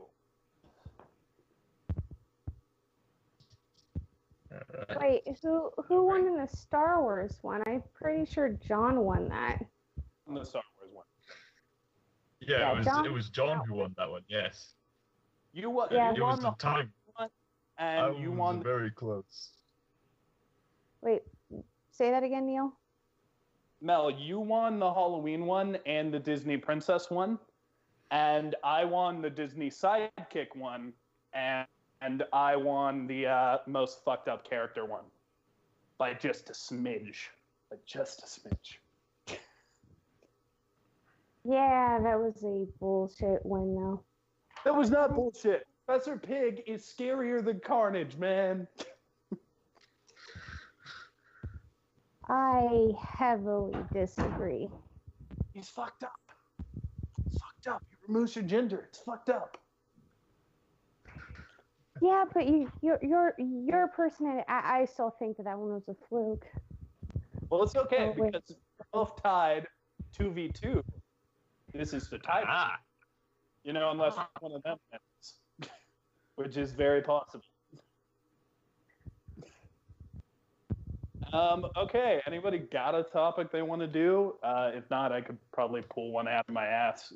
Well, I wasn't like prepared for us to like, cause like I told John, like now more than once was that this was like, cause he asked me like, so are we recording or what? And I was just like, well, we are. Well, that's why I had to ask Zach if we were, cause I wasn't even sure, cause I wasn't sure being like if he said yes before or not, which he clarified saying yes, but. I just assumed that this was like, oh, behind the scenes, like what we do before we record is just like shoot the shit. And I explained to John, it's just like, yeah, this is what this is. It's just about like what we do before we shoot a video, kind of thing. And I even told him, being like, you're not obligated to stay, you're not obligated to join. It's whoever wants to join joins, and whoever doesn't, there's always the Batman episode. Oh yeah, no, this is definitely a spur of the moment. Hey, let's do this because it's fun. Sort of thing. Right. So for our audience who's confused watching this is what we do before we record Reactaholics. No, actually, Mel, to our audience who is confused, why don't you just go over to the Dr. Neil Twist channel and maybe watch a video or two. Yeah, maybe you subscribe to his channel. Yeah. God, you guys are cheap prostitutes. We only got 30 subscribers and already sellouts. You don't say like and subscribe at the end of our videos. We just do jokes like this. Sellout. I'm not a sellout. I'm going solo. Okay. Sold corporation. But yeah, so I don't have a topic question. I'm a sellout with no customers. Okay. Who is the best Star Wars character? Oh. Okay. More Star Wars. Here we go. Star Wars character. Best Star Wars Yeah, character. it's tough. That is tough because I would have, well. If you guys want, we No. could change it to best Star Wars movie. Oh, that one's easy. Yeah, that's pretty easy to do. That is a more I interesting think, one. yeah, I'm pretty sure everyone universally Yeah. agrees Okay, on that one. Okay. I got it. This has nothing to do with Star Wars. Okay. So, The Haunted Mansion and Pirates of the Caribbean both are Disney rides that got movies. What's a Disney ride that should get a movie? Like I've never been to Disney World. I don't know Oh, you're the in different rides. Florida. So Dude, I live in Florida for a little bit. yeah, and I'm in Florida Yeah. going to college. I don't have time to go to Disney World, and also I don't really care for theme parks. I don't hate theme parks. I just don't. You know really why? care for Because them. you haven't been to one with me. I am great at theme parks. Okay. Well, maybe one day when I have time. Right. enough money You, to bro. do so, Hey, then for you. maybe I will do Next so. time I'm in town, we're going to Universal Studios. Oh, alrighty. I mean, I don't know when the next time you're gonna be here is. I'm only gonna be here Probably until 20 March. years. Oh my We definitely hear But gonna be a while. Yeah, because if you want my honest opinion, even though the Pirates of the Caribbean like was a success at the time, those movies just got beaten to the fucking dirt. And Haunted Mansion, I'm sorry, sucked. Because even though I've never been to Disney, I know about the Haunted Mansion, ride, and they did not do it a disservice. So I think that one's like if you haven't been there to see the other rides, and especially like if you're like me, where it's just like after a while, it's like, okay, I'm done and over with this shit. I just don't want to see any of the other rides conforming to him. Del Toro is going to make another Haunted Mansion movie, but this is going to be a reboot. Dude, it's for Del Toro. Guillermo del Toro. Oh, I didn't hear that. Well, that man can turn anything into gold. Oh yeah. Midas touch. But I think we should do a different subject, just because like not only, some of us have not ever been to Disney World, but it's a really tough thing to say I've been to Disneyland. We're meaning Disney World. You're right. Well, Disneyland kind of counts. They both count. It kind of does, but they are like they're the same, but they're not the same. Yeah, he has more stuff. Oh God. His is better. Okay. Let's all just sit here and throw out topics till we find something good. Or until John comes back. Okay. I got one. Hopefully this one's good. Okay. Okay. Best hand-drawn animated movie. Can we do that? Best hand-drawn. Okay. When you say hand drawn, do you mean like on paper, or can it be like 2D animation? 2D. I mean 2D animation. 2D animated. And just because, let's say anime doesn't count, like you can't pick anime, just because I watch a lot of animes and I wouldn't be able to properly argue against them. Yes, there's just way too many of them. They're all stunning, and Studio Ghibli would easily dominate that part for me. Yeah. I mean, if CG was an option, Adventures of Tintin would be my pick, but it's not. Oh, yeah. Oh, yeah. I love that fucking movie. I love that movie as well. I'm a Tintin fan. I will murder for that movie. Oh, did I tell you, Neil? I finally watched it like a while ago. And? I actually loved it. Yay! So the reason why, there's a backstory behind it. So this was a while ago, and I've been meaning to bring it up, and I've been meaning to make a reaction out of it, but you guys know. Answers. Right. Yes. But at the time, this is when I because Eli has Netflix and Hulu over here, and this is the only time I can watch things to my leisure. I started getting into those articles that show you what movies are going to be added and removed from Netflix. The Adventures of Tintin was one of them that was going to be removed. So I was, trying my best to power through all the movies that were going to be removed on that day. And The Adventures of Tintin was one of them, and I actually really enjoyed it to where I actually didn't fulfill my conquest with the other ones. I ended up watching it a second time. Nice. In a row. I mean, yeah, no, I fucking love that movie. I'm so glad you like it. It is probably my favorite animated film, so I'm really happy you like it too, because we don't agree on everything. Well, we can agree on that movie. Well, I don't expect us to agree on everything, or else we would be the boring friends. Yeah, we would be. There would be no way of surprising one another. Being oh, you like this movie? Yeah, I figured. But no, I actually really enjoyed it. And it was actually that day I knew I had to leave Eli's for at least a few weeks. And I was meaning to bring it up for the longest time, but for whatever reason, I kept spacing to bring it up.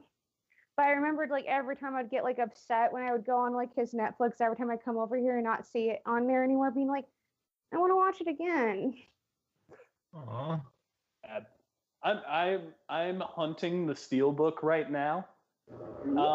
Whenever we'll finally watch The Adventures of Tintin together, and then we'll watch Meet the Feebles, because I'm not gonna watch it with friends. I told you guys I would only watch it if I filmed myself doing it, and I'm not doing it without you guys. That's fine. You're in for a fucking treat, especially like what I heard from the Happy Time Murders is actually like very downplayed. And I was just like, oh, Meet the Feebles does not fucking downplay. It's nightmare fuel, I'll tell you that. I watched a review, so I've seen some of the scenes. But just, I used to be that guy who was like, whenever people are like, oh, this movie raped my childhood, I'd be like, guys, come on, you're overreacting. Those older movies are still there. And then I saw the trailer for Meet the Feebles, and I get it. I get it now. You finally understand what they mean. It's just like a part of you feels insulted and scared. No, and Eli and I, we watched that on YouTube from beginning to end. Actually, I don't know if Callum saw my reaction with Eli and myself watching it. I hate that movie. I haven't even seen it. I will not see it unless I hang out with you guys. Dude, I will tell you. Back to the topic of best 2D animated movie. Oh, you're right, Callum. We're getting a little off subject. Have you picked your answer? Picked my answer. Let me ask you one question before I give you that answer. Can this movie have a few CGI elements put into it, but doesn't dominate the movie? That's fine. It has to be predominantly 2D animation, though. Okay, that is excellent. Like, for example, if you wanted to pick, Batman Mask of the Phantasm, I'm not gonna not let you pick that because there are a few CGI buildings. Yeah. Best 2D animated film. Just looking through the list. Which one? You're looking through the list. I already picked mine. I got mine too. You disappoint.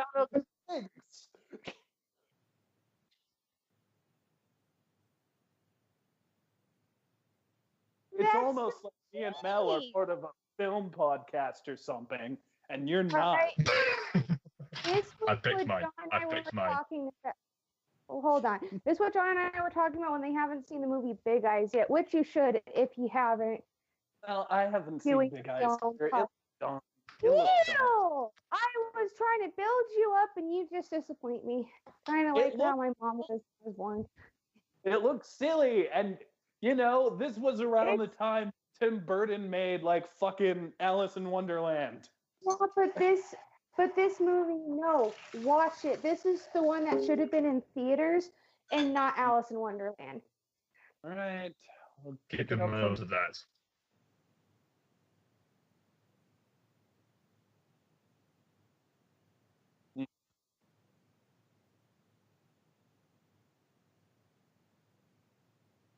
Go ahead, man. What is it? You got. Okay, so what you sent our choices, and then we have a brief explanation. Yeah. Sometimes depending on the subject, and then once everyone picks their choices, then it's up to debate. A lot of the time we try keeping it as like 2 at a time, like one person against one person, like debating it out, and then if they want to throw in the towel and forfeit, then they become like one of the judges that decides on whoever's remaining. Or if they don't forfeit, they would just it would be decided if they lost from also to like the people who are not debating as well. My choice. Okay. Okay. I could go first just to give you a demo. So I think everybody in this group thinks I'm gonna pick Pokemon 3 because the definition of Pokemon 3 is definitely the best 2D animated movie ever. There's no contest. It's the best one. Like no one ever was. Yeah. But I feel like that's a trump card, and I shouldn't be allowed to play it. So I'm gonna pick SpongeBob the movie. Boo! Boo! Boo! Let me explain. Boo! It's okay. If you've seen anything SpongeBob, well, here's my explanation of why I picked it. SpongeBob the movie, the first one, not the second one, the first one. You know, it's a really good story. It's hilarious. Everything is funny, and it can introduce kids to this sort of storytelling that's a little bigger. Like, I'm probably gonna save talking about what the story truly is until the argument section, but it's actually much deeper than you would think, and it's got a good message. No matter what other people think about you, being yourself does not mean you are incapable, and that's a good message. We are all goofy goobers. Yeah. Well, I have mine because it was Right. it is a hard choice because there's a lot of them. But if I had to, like, throw my 2 cents into the ring, Secret of NIMH, hands down. Oh. You're right. That is really good. Oh, You so the part that you the part. I would have never read the book in high school, but I have seen it, and it's really good. Like, not only because of the good story behind it, but I'm sorry, you don't get a lick of 3D animation, and Darren Bluth is one of the gods of fucking animation, and it's a shame that he hasn't done it, that he's officially retired after when like a lot of flops happened, but that wasn't his fault. Mm. But yeah, I am throwing mine down. I'm going guns blazing with this one, Secret of NIMH.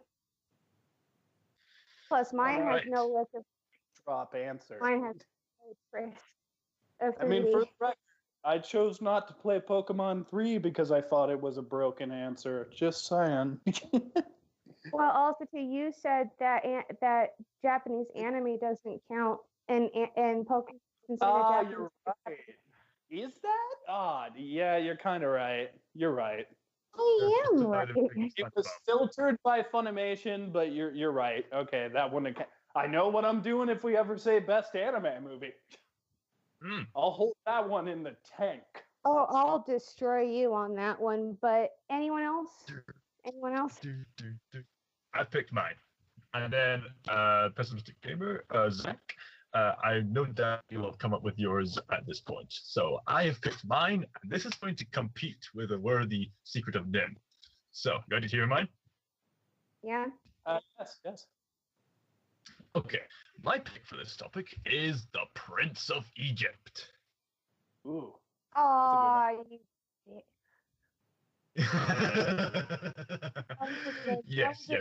One, According but to those responses, I already have an argument with you, so worthy. That was a good animated film. Yes. I'm gonna save most of the information about this film for the actual arguments, but I'm just gonna say I just want more animated films like this. I just want more biblical, epic animated films. And with that, I'll just leave it up to Zach to come up with his personal favorite 2D animated film and his argument on why it's the best one. We got a cage match going. You got some big names here, and then SpongeBob.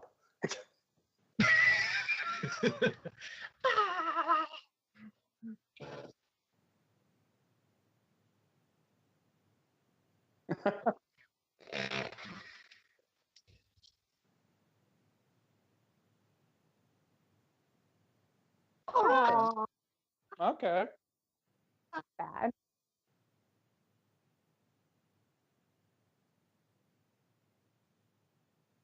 Yeah. That's me and Mulan, man. That's me and Mulan all the way. Now let's get down to business.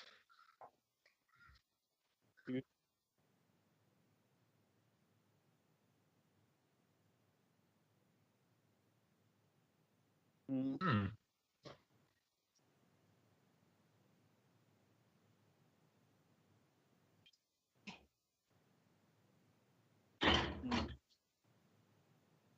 Right. That, Right. I like that choice. I mean, Zach, I want you to know we are going to argue against that and tear it apart, but great choice. But we can't disagree with that positive message. Right. So now we get to the debate part. So also too, Zach, if somebody's on your side to help eliminate the other, it's allowed. But then, Me in. yeah, like so for example, if I told Neil like, or if Neil's just like, hey, can you tag me in on this one? I'm gonna help, and I say yes, then he has rights to support my argument as well, and it's just to help.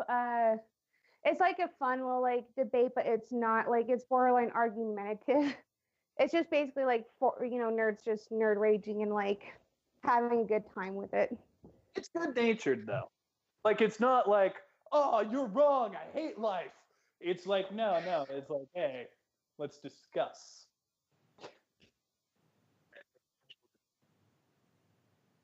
Yeah, sometimes we get like a little bit loud, but it's all in good fun. It's not like no feelings are hurt or like no like personal jabs. Don't get loud that often. We get loud sometimes. Especially me. Callum, you're always loud. Yes. There's no argument with that. Yeah. So, anyways, who wants to verse who? Since I feel like everybody views me as the weakest, I would like to be the first attacker. All right. Okay, And who do you going to argue against?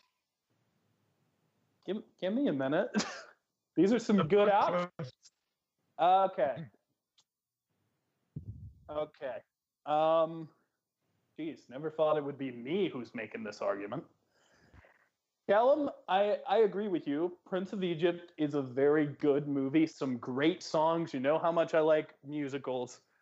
But the question was, which one is the best? And the problem with it being the best is the fact that it focuses so much on like the Christian religion could be a little alienating to other like diversities and stuff like that. Ooh. Here we go. Tag me real quick. Tag me. All right, I'm tagging in Mel. Okay, and also too, another problem with yours, even though Neil said you could use this, but out of all of ours, yours is the most reliant on 3D CGI. So really, it's not really considered like that I awesome. said, that's why I asked the question. Are CGI elements that don't dominate the film, but are just used as a sort of little special feature allowed? And you said yes, so I went with Prince of Egypt. I would have gone with a different film if you said otherwise. Yeah, and I'm not saying that's a problem, but I'm saying out of all of ours, yours is the most heavily reliant. We are totally allowed to pick on you for it. Like, you can do it, but we can pick on you for it. Like, for example, mine has live action in it at some point, so I'm sure I'm going to get picked on for that. But I just said, yourself. You're just going to repeat what I said now. All right, Callum, defend myself. So, my turn to defend myself then? Very well. So, what you mentioned about being alienated to different cultures. Well, the magic of this film is that it's familiar yet refreshing. Every time I watch it, it's like I'm watching it for the first time. It appeals to young and old. And it's cleverly marketed. I've been paying attention to the marketing, and most people know the story of Exodus, but the way it markets itself, it doesn't explicitly say Moses was chosen by God to lead the people, part the sea. No, it specifically says this is a story of two brothers. One was destined to rule an empire, the other destined to lead their people. And that's pretty much it in terms of the marketing. And then the rest of the film is pretty much speaks for itself. And the storytelling is really massively done. There's some great visual cinematography at certain points, and quite a universal story when you think about it. And yeah, like I said before, every time I watch it, it feels like I'm watching it for the first time. It's that magic that the director Brenda Chapman kind of has. I feel the same way about the film. But you didn't really answer the question of, is it alienating to other religions? Well, here's another thing.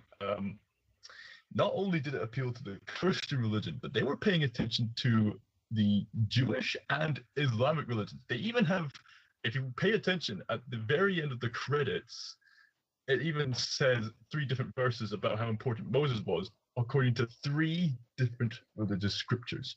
One from the Bible, one from the Jewish scriptures, and the other from Islamic scripture. So they were paying attention. The filmmakers were paying attention, and they were trying to respect a wide variety of cultures. So they made a story that was appealing to everybody. Tap me in. It technically, like, you still didn't answer the question full out because they only focus on the Aramaic religions. Islam's Aramaic, Christianity's Aramaic, and Judaism's Aramaic. Or, I'm sorry, I said that wrong. The Abrahamic religions. They didn't focus on Hinduism. It didn't appeal to, you know. You're really just trying to.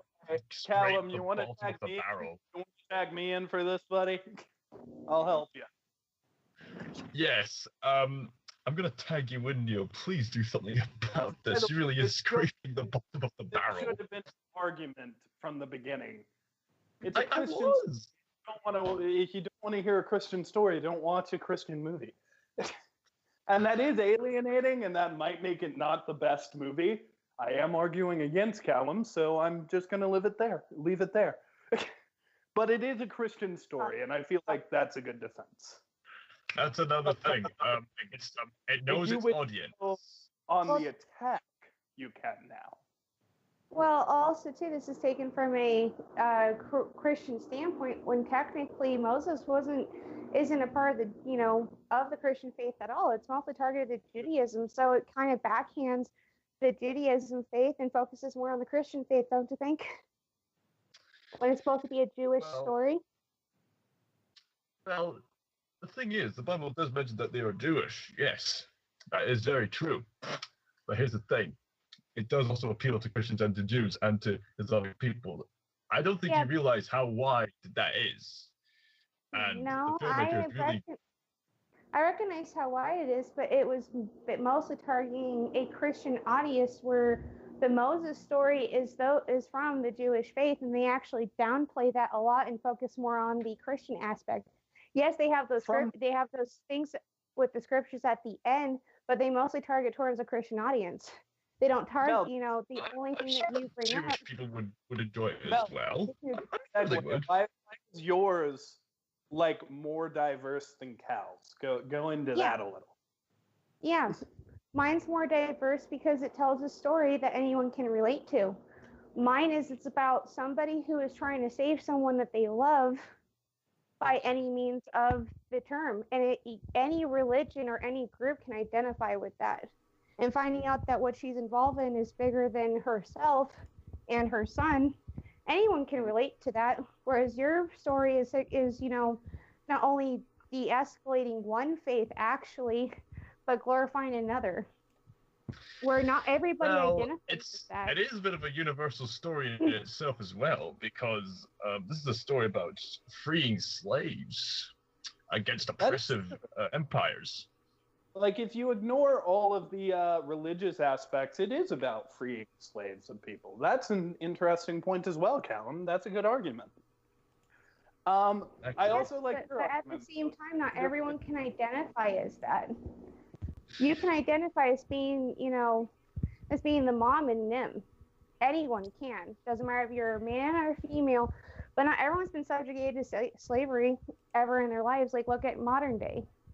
It's us watching what. Well, that's the thing. The Prince of Egypt can be seen as a story that's even relevant to modern times. I mean, there are still plenty of exoduses happening to this day, and there are so many role models that have used the Bible to bring freedom to such many people. Do you know of William Wilberforce? He practically saved Africa with his friends.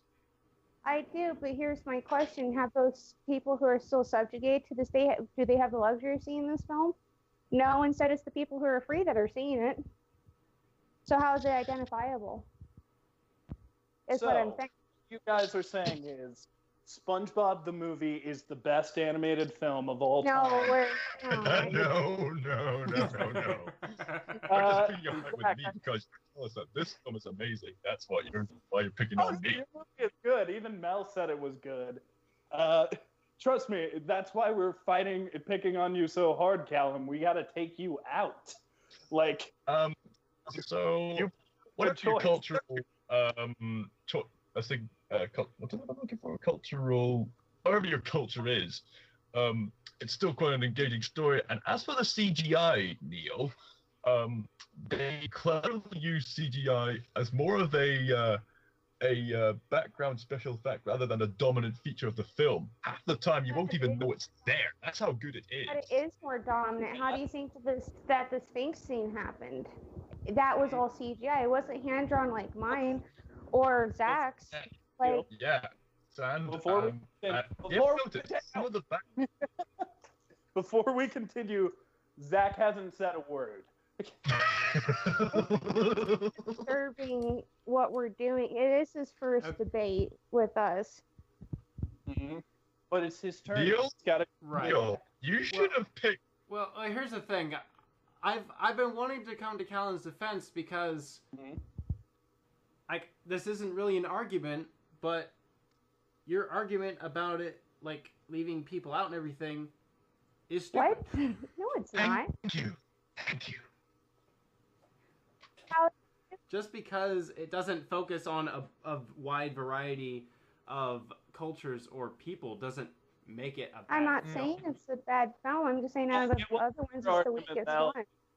That's the argument I brought up, remember? Like, you were on my side, but I brought it up. They're saying me just saying, oh, it's alienating is stupid. They're calling me stupid.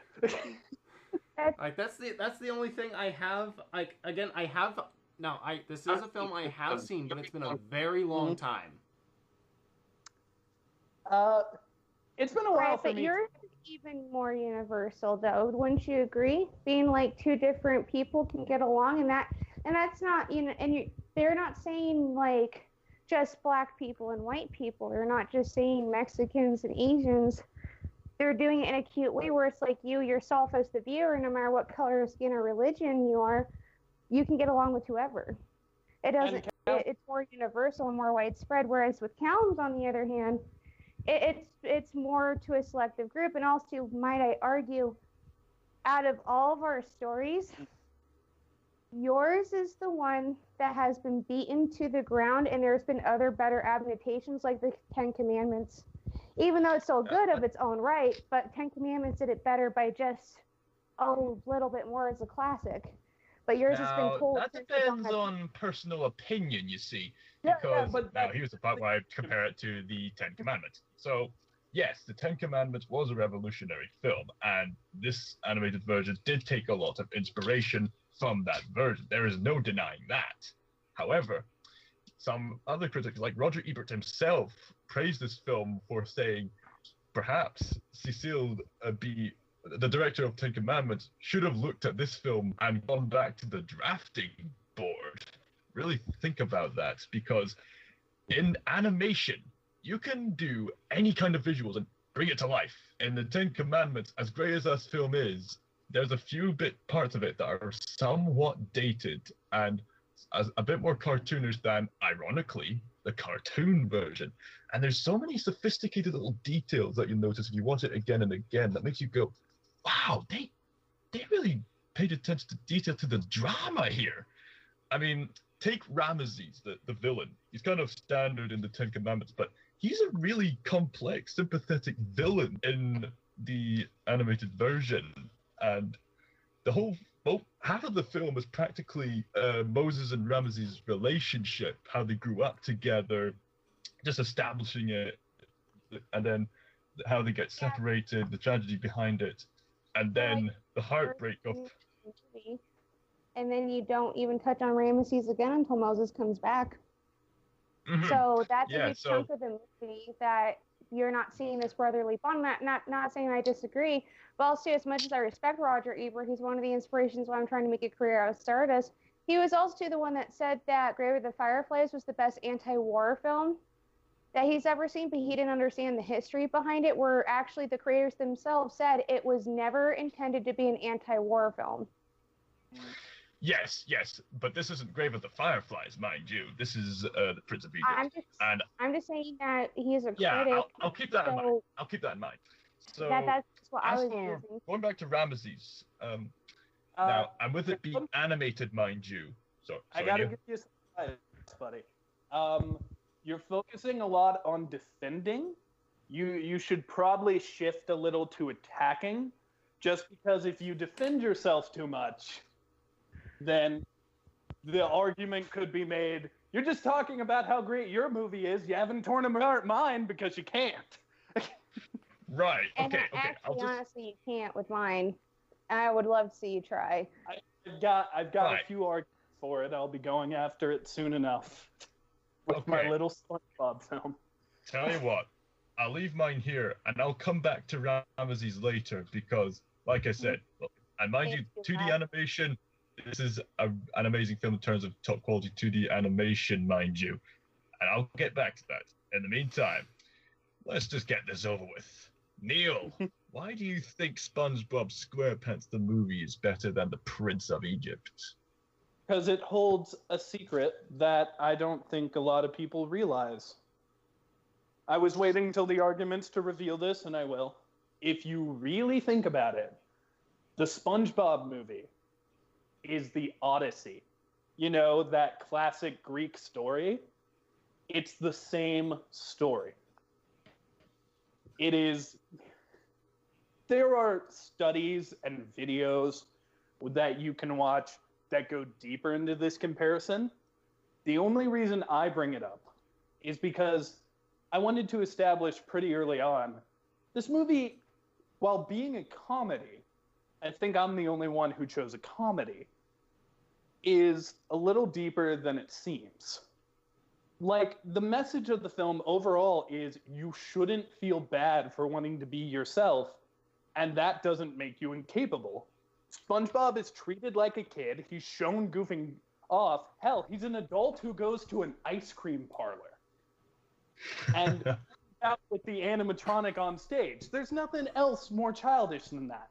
But the second that something goes wrong and he's put in a situation where he can help, he does. And he ends up saving the day in an extremely hilarious way. I think the movie is hilarious and really holds up as like a kid's film. And it's a great introduction into deeper storytelling. All right. And All right. Something on the defense too, and this is very short and sweet to the point for you, Neil, against Callum. Also, to his story or his movie was the last bit of SpongeBob that you got that was good before this show kind of went off the rails. I was pretty much close to being a teenager by the time it came out. Like I was like still a kid, but I was getting to the preteen point. I was 9 when it came out. And I remember my sister got heartbroken when the creator died. rest in peace. Yeah. Recently. And the thing about that movie is that it showed what fans like me, because I'm only a fan of the seasons before it started getting weird. And what that holds is the nostalgia of this is what it used to be good about SpongeBob. It wasn't trying to be like too morbid, even though the first season or the first couple seasons can be argued that they are morbid, but it didn't feel like that they were trying too hard to still keep running. Even though it's successful for running as long as it has, it's run for more than a decade. It's pretty much been running for about a decade now. No, actually, yeah, a decade or so, almost 2 decades. Almost 2 decades now. But here's the thing, his has a charm, and yes, it did tell, like, what Neil pointed out of stories that we told, but in its own original way. Your story has been beaten to the ground by not only, religious aspects, but in cinema. And also But you it's argue with told in a refreshing way. And I'll get No, it's not. that. Yes, No, it it's is. not. Yes, He's it is. still attacking. Yes, it is. The only thing that was refreshing was the chemistry between Moses and Ramesses. Yes, I was actually going to side with you on Ramesses' character. It I did also like appeals to Ramesses. all ages, and I've been watching it plenty of times, and I've noticed new details every time I watch it. Anyway, It back does to appeal to Neil's all. film about SpongeBob SquarePants. Remember, this is a topic about the best 2D animated films. You got to consider the effort that's gone into 2D animation as well. Yeah, like I was I'm trying to sorry, get to Neil. I know yours has a lot of heart, Neil. I know it's got a good message. But can the animation team, and forgive me because I know this is a movie based on a television show that's got lots of charm, but can your animation team, compared to all the effort, research, artistry, and passion that the big animation team took 3 to 4 years to do for Prince of Egypt? I follow up your question with another question. Go on. Why would these are 2 very different films? They Yeah. are, one is clearly targeting adults and, the story of the Bible. One is trying to be this adaptation of a story that, as Mel put, it's an old story. It's been told a lot of times. So it's trying to be its own original version. I think it succeeds there. But just as Mel said as well, mine is trying to show you everything you loved about the show back when it was good. The original creator had said that this is definitively the end of SpongeBob. Let me explain. SpongeBob timeline. Everything that happens, every single episode, comes before the movie. In the timeline, the movie is the very last thing SpongeBob related ever. Pretty much the equivalent of the Simpsons movie, then. Yes. Pretty much. So, here's what I have to bring up when you said, can it compare? My answer is, it doesn't need to compare. It doesn't need that same amount of dedication of study because the creators of it are right there. I guarantee you, if God made The Prince of Egypt, would have been 10 times better than what happened with the studying. But I got the original creator of my story. We don't need all that studying. And I know what you're saying about the beautiful animation, but as far as I'm concerned, the animation in the SpongeBob movie is a huge step up from the show, and it looks like SpongeBob. I don't want it to be in CG or crap, even though technically that would be more advanced, I guess. But no, it looks like the show, and that's what I want. And it's a very funny experience. I feel like, and this is something I wanted to bring up, and I guess this is an argument about everyone except for Mel. You're going to always have boring points. Like, there are really boring parts in The Fox and the Hound and The Prince of Egypt. Oh, and there's really? But for me... boring moments, Neil. I will tell you. Remember when I pointed out that there was a huge gap in the movie that doesn't focus on the brothers at all? That was the most boring fucking part. was I to didn't see find him it like boring. I found the whole thing intriguing. I could use No, some but- slow pacing. no, well, that's your opinion, but here's my thing. This is supposed to be focused on a man's journey, who we know, and we've seen it done multiple times, of him discovering that he was meant to be a prophet for the people. And instead we see him wander through the desert for at least like 2 to 3 minutes long. We get unnecessary slapstick that takes away the seriousness of the story. That story does not need that kind of slapstick. The comedy in the beginning was Hey, fucking. your film has Jeremy the Crow, and Jeremy the Crow kind of was a bit of filler, if you ask me. I was going to say that It too, was- Mel. You got slapstick in yours. I think it makes sense in this story. His doesn't, especially his argument about being like a very serious and good film. It's just like, no, it's not. I The can say comedy the in same the thing for your one, Mel. But mine makes sense. Yours does not make sense to this story. Like the camel licking at him after when we saw the comedy that had the two brothers' relationship, it's totally out of bounds. And Yeah, I just the would slapstick admit that the comedy is the weakest part of The Prince of Egypt. But then again, this was never meant to be a comedic film. And at least the comedic moments progress the story in some way. Jeremy the Crow, as heartwarming as he is, never really progressed the story through the majority of his scenes, I'm sorry to say. He did. Yeah, he did way more than the camel spitting, way more than him having this like weird, tsundere relationship with this one bitch that doesn't even matter in the story. Him just goofing off in the desert for God knows how long. I'm not done yet. I'm almost done now. Hey, the desert. The long scene of the desert was meant to emphasize how long his journey was. And I saw the director's commentary. You can't. Yeah, but nobody watches the director's commentary, Callum. I do. It doesn't matter. Not everybody has. I've watched the director's commentary, but not saying that Neil has, not saying that Zach has, not saying that any of our audience has. Being like, you got to think about it from a wide stream moment. It doesn't replicate the time. The only thing that you notice is he grows a tiny bit of a beard, which only takes a couple of months if you grow it right. And it takes him forever. Mel, you're adorable. On this thing, come on. She's right though, but just calm down a little. Right. Like you go like, oh Mel, and it's like, no, I'm right. And it had no definition. Getting a little heated. I would argue that SpongeBob is competition. I do agree a bit that the comedy, like my opinion on your guys is like comedy and slapstick and stuff. And I was trying to say this earlier, Callum. If it wasn't good and a weak part, they should have cut it from the film. It just feels like they're trying to market more towards kids. Now, I would say that in The Secret of NIMH, it works better. But unfortunately, and this is my big argument, Secret of NIMH is based off of a book I've actually read. And even though the animation is beautiful, in my opinion, the book is much better. And I feel like it's a better telling of the story than the animated one. Ooh.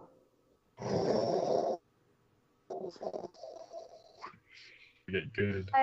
As of animation for yours, Callum, and then I'll let Neil, continue on with you. And this is with animation, yours is out of all three of ours, it's the most reliant on CGI. Like, don't get me wrong, it's a beautiful, good, gorgeous film, but also too, it heavily distracts with the CGI at times where you should be focusing on the 2D, and also the way that they drew it.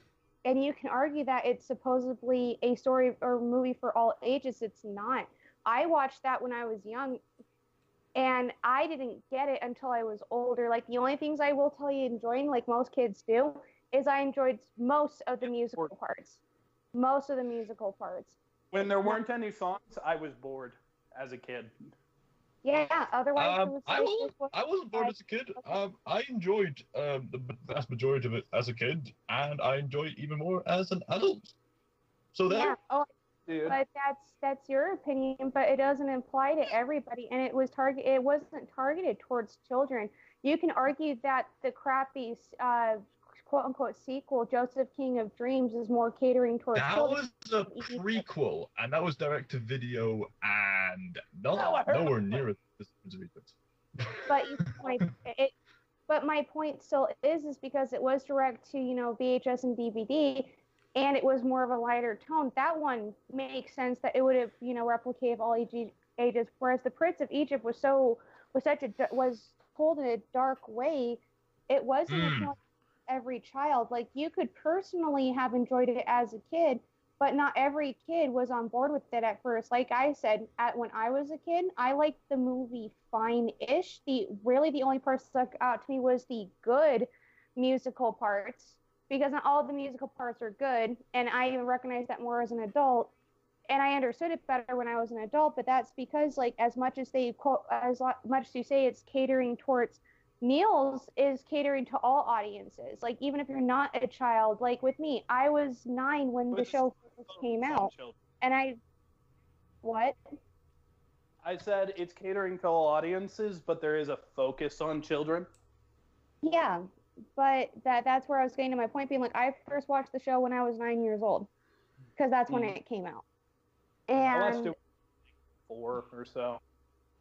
Well, then again, when I was 15 and I was still bored. That's just my opinion.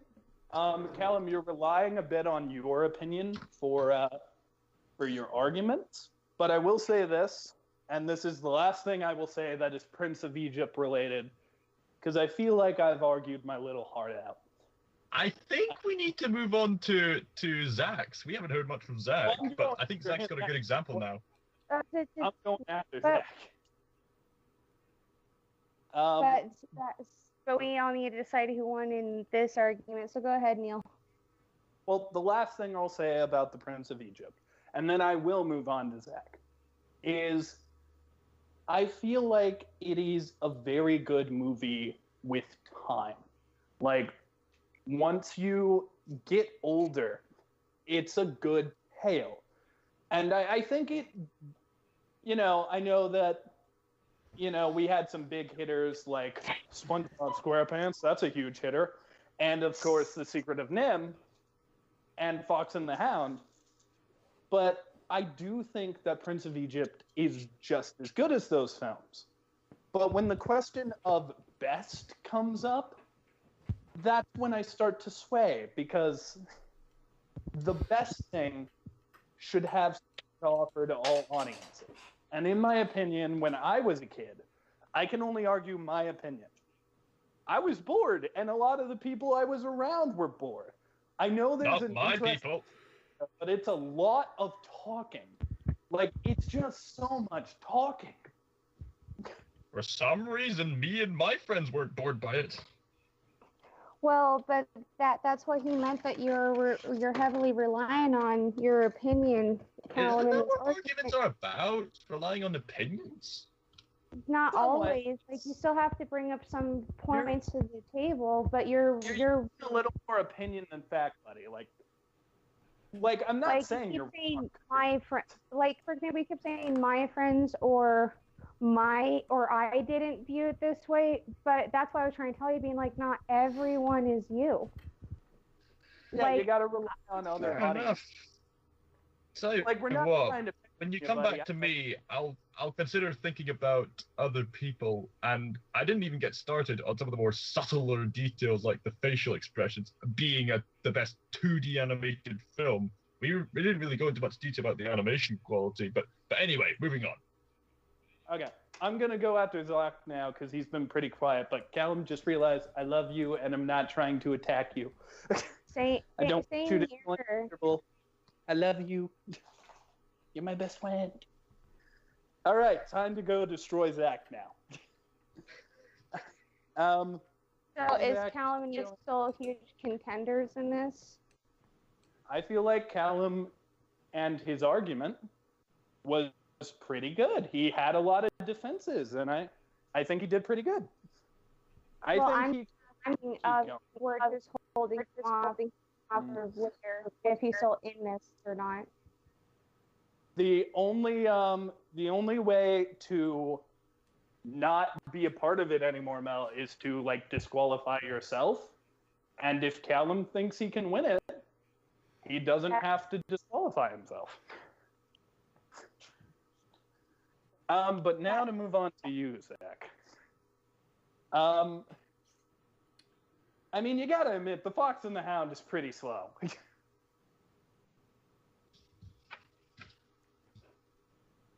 Yes. I mean, as like, not even kidding. I know this is just the argument I made for Callum. When I watched it, I was bored. Like, I thought the fox looked cool, so I tried to watch the whole thing, and the pacing's a little weird to me. Like, when they start growing up and stuff like that, and everything's a little different, and then it got dark as shit, which isn't a bad thing, but it sort of came out of nowhere, you know? Like, I was like, oh, this is a fun little movie with cute animals. Oh, that dog. Well, I would argue that it was dark from the beginning. They may not have been like quite as much there, but it definitely had dark undertones from the very beginning, from the very get-go. And then once the characters were adults, then those dark themes came out, and you could see them. I agree for the most part. I agree with it. But the whole thing is, you know, just like Callum's, it's a lot of talking. There's not a lot to focus on.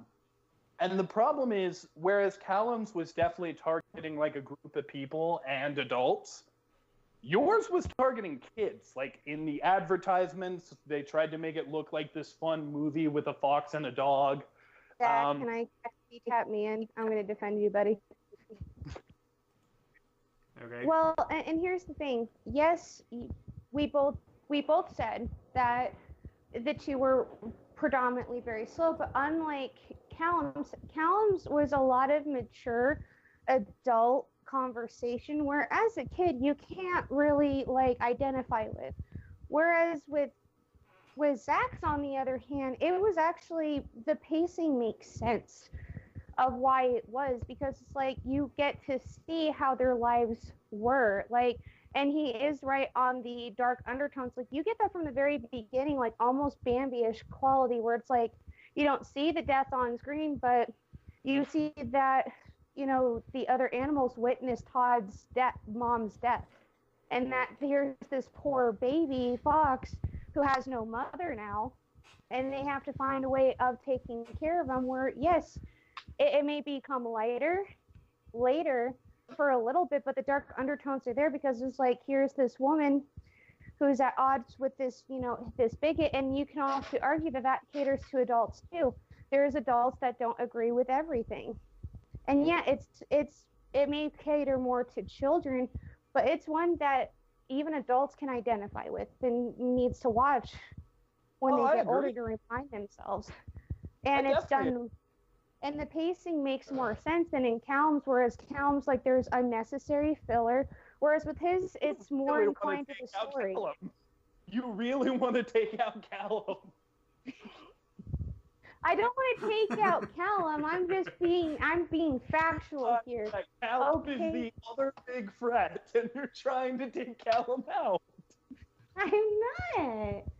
I'm just defending Zach, and that's all I have to say. The pacing makes more sense because, I mean, Copper doesn't come until after she adopts Todd, and you get to see like Todd somewhat grow up without Copper being there, and this nice lady who's at odds with a hunter as well, being like, it's not just focusing on like cute little puppies and cute little foxes, and then it goes dark.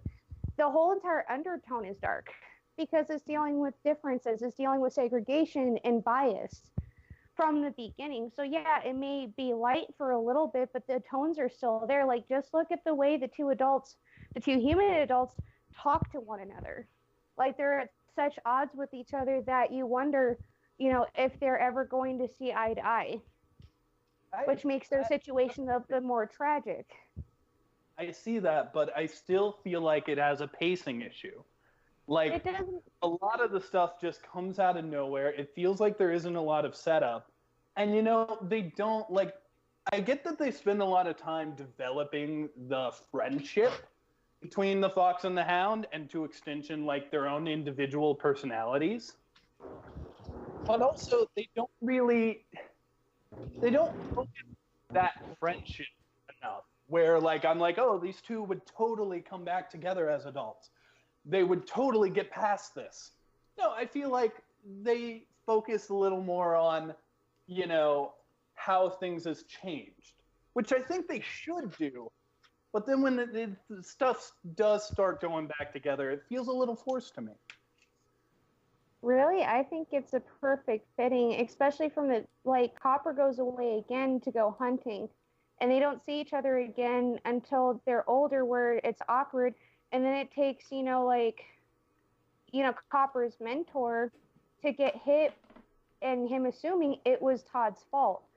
And I think the pacing's just fine in that, being like, yes, can it drag on certain scenes? Of course, but it has a better pacing issue. Or I said that wrong. It has better pacing than that of Prince of Egypt, or even your movie, if you want to argue. Oof. Being like, yes, your movie. On that, this is yours. You want to attack now? Right. Wait. You want to attack me? You want to go off what she said and attack me now?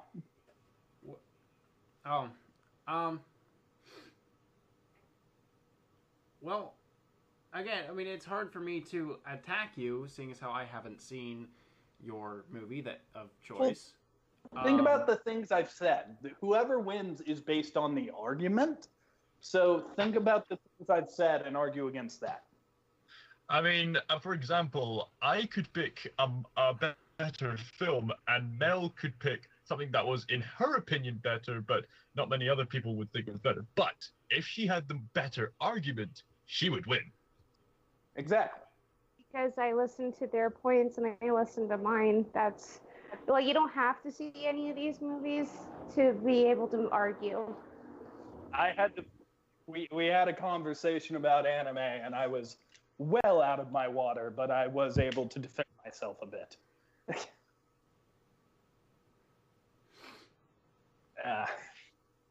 Right. Yeah.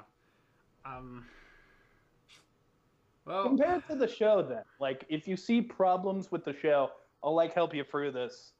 If you see problems with the show, you could contract that to the movie, or you could compare it. I'm saying we're targeting children. You could bring up something like, is that the right way to go with a story like this? Should the best animated movie be targeting almost specifically children? Yeah.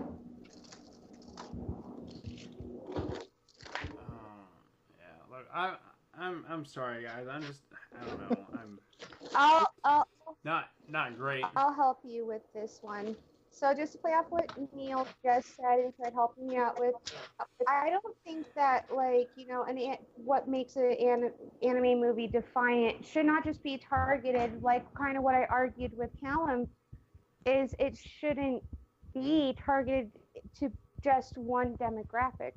What makes an anime movie so powerful is that all walks of life can be able to watch it, and unlike yours, where it's yes, the majority of it targets more towards kids than Callum's does, but whereas yours can be kind of universal to everybody, the Fox and the Hound is universal to everybody. There's no kind of.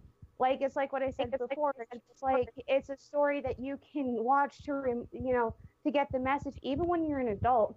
And sometimes you can get lost in the way of that. Whereas SpongeBob, it's yes, it's cute, but it's not and it was, it's the best out of all of its movies, the few that came out. But however, being if an adult can't identify with the message, then it's not groundbreaking and it's not the best. Whereas Fox and the Hound is. Because some of us need that reminder too, even when we're adults and we know better. And I think Fox and the Hound captures that a lot better than your movie did. I would actually like to disagree with that. I believe that you know, the whole thing is SpongeBob is an adult. Even though everybody calls him a kid, in the story, he's an adult. Like, he works. He goes to driving school. He's an adult. And my reasoning for thinking that that isn't true is because the story is about an adult, SpongeBob, who is constantly compared to a kid because of his behavior, who then is the only one who can save the town and his friends, and then he goes and does so regardless of his behavior. He doesn't change who he is. SpongeBob is the same person at the beginning of the story that he was at the end. Most people would say that you need to change during your story. You need to have an arc. But SpongeBob's arc was being okay with who he is. He doesn't Not need all to... characters need to change. Think of Indiana Jones. He doesn't change, but perhaps the other characters around him change, and perhaps they only change necessary to learning something new. Exactly. In the entire story, SpongeBob is showing, hey, this is who I am. This is how I behave. I'm childish. I'm goofy. I like to have fun. And everybody is judging him because of that and calling him insults, saying that he shouldn't be in charge of, like, the Krusty Krab 2 because, you know, who would put a kid in charge of a restaurant? But SpongeBob proves, regardless of how goofy he is going to try and save the day. And that's such a good message. The message of no matter who you are, who you want to be, or what your behavior is, you are valuable, and you can do whatever it is you want to do, regardless of what other... Which I'm saying that's a good message. But at the same time, though, with his, it's not saying that the characters have to change, but it's not focusing on one character, unlike yours, where it's like, it's okay to be me. It's focusing on broader people. Like, for example, Copper and Todd. You can argue Todd didn't change. He actually didn't. He still wanted to be friends with Copper, but it shows being like the environment and the people around you do change, and they do look at you differently. And that to me is a stronger message, because Todd just still wanted to be friends with Copper. He didn't see Copper being a hunting dog. He saw him as being his best friend. And that's still true, even when life hits him really hard, is that's what he wants to do at the end of the day. But it shows the change around him. He recognizes when he gets older that even though he's okay with himself, the world doesn't stay with him. And that's something that SpongeBob does not do. And it's not realistic. Yes, it's a nice message of being like, just be yourself. But it doesn't show the environment changing around him and him dealing with that confrontation. He just gets discriminated. Whereas with Fox and the Hound, it broadens so much wider. Not only does he get discriminated by the hunter next door, not only does he get discriminated by Copper's mentor.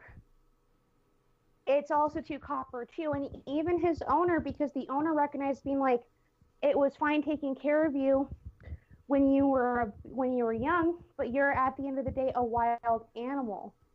SpongeBob, yes, he goes through a journey, but at the same time, he doesn't really grow with his world, and neither does his world grow with him. Whereas Fox and the Hound does, where it's like it gives kids more of a realistic outlook on that than yours. Whereas like, you can't just parade around and being like, I'm okay all the time, because the world will change around you. One second, they'll say being like, oh, it's okay to be this way. But then the next second, the world will change and be like, no, it's not okay. And actually, unlike yours, Fox and the Hound is still relevant to this day. Look at the positivity movement. That wasn't there like 5 years ago. It was not okay to be fat. The world changed. Same goes with like political correctness. To throw out a negative thing, being like, political correctness was good 5 years ago, but now it's turned to this monster where it's like you can't say what you think without somebody getting offended. And I think his movie shows that it's okay to still be yourself, but recognize the world will not always judge you. It will just change around you. Whereas with your story, it was they judged him from the beginning and then took until their lives were in danger for them to recognize it was okay. Whereas with his was more of a realistic pacing, being like the world does change when you're older. You can still be yourself, but the world changes. 1 second, one thing will be fine. The next second, it will not. And yours is weak on that. That's the only thing that's weak. I will use my closing argument to defend myself. Zach, I'm pretty sure I heard you about to speak up. You say what you were going to say, and then we'll go into closing arguments, and you can not attack closing arguments, and then we will pick a winner. But Zach, you were trying to say something?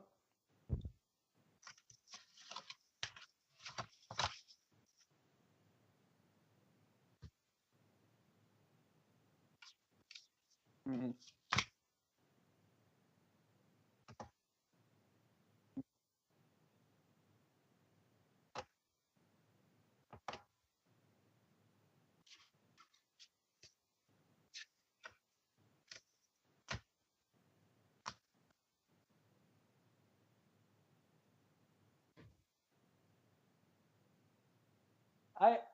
I agree. Some people could perceive it that way. I will use that to go into my closing argument. Everybody, you have one more argument. I will be, and this is something new me and Ron talked about. We're going to time this argument. If anyone wants to time me, you can. You have 2 minutes to make a closing argument, defend yourself, sort of share anything you need to share. And if you don't need the full 2 minutes, nobody can argue against you.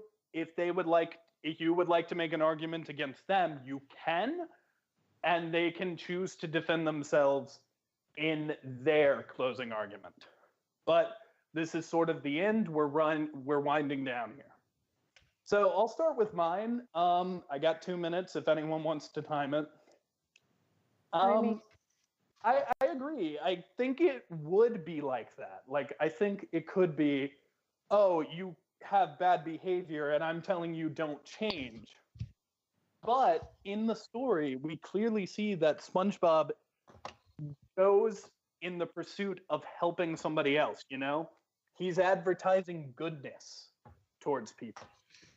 And his whole mission is he's trying to go and save the day, and everybody thinks he can't do it.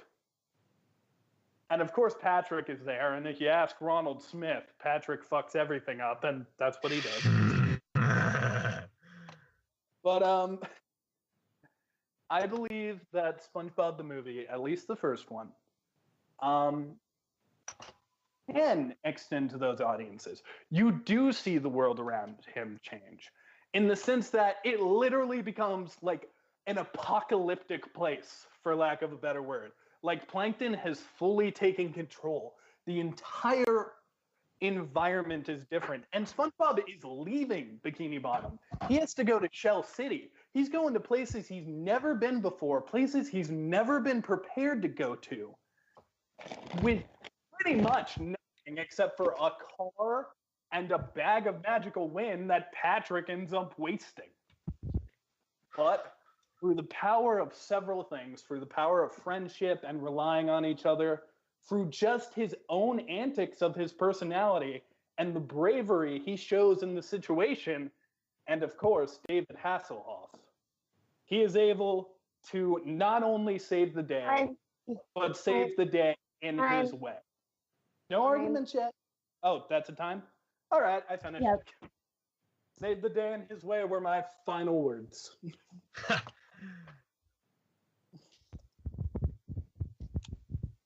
Anyone want to go next? Zach, Callum? I think Zach should go first. Pick someone who you want to argue with. Okay.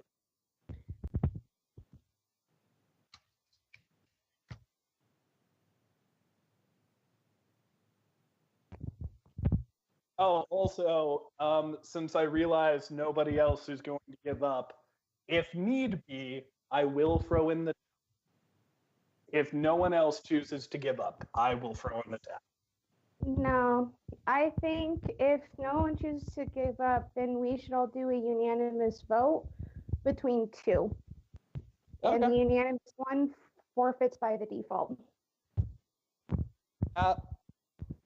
Okay, so we just all vote on the winner? Like, we can't vote for ourselves? That works. I like that. Right. Whereas we only pick two if nobody's forfeiting anytime soon. We pick two like randomly. Let's say we picked Prince of Egypt and Fox and the Hound. Majority vote, and it's Prince of Egypt that won, and Fox and the Hound loses. Fox and the Hound automatically is out. It's fair. It's also not, people can think about like what people have said. Mm. Oh, I thought we were like, what it was going to be is each of us like can't pick ourselves, but we have a vote. Like, oh no, we can't have.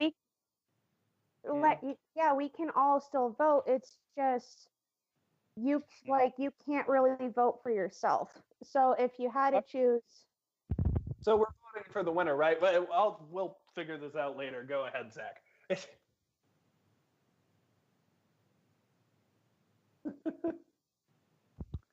I'm stuck. bring it. Oh, Bring it. also just final argument. So you can also just talk about how great your movie is if you want, or argue. It's up to you.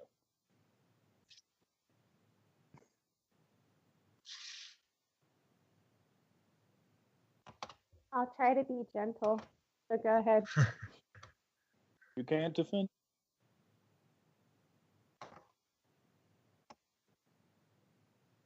You're fine. You've never done this before. We do this regularly. You should saw us when it was our first ever debate. Not everyone was polished and ready. I think actually, wasn't Stephanie in our first one? Yeah, she picked Belle, I think, and yeah, she wasn't prepared either, but she tried. I mean, yeah, she did forfeit pretty early, but it's your first time. That's why I said I'll try to be gentle with you. Ew. Oh my God, you pervert! Not that way, you sicko. Hey, it's not wrong at all. You guys are married. Insane.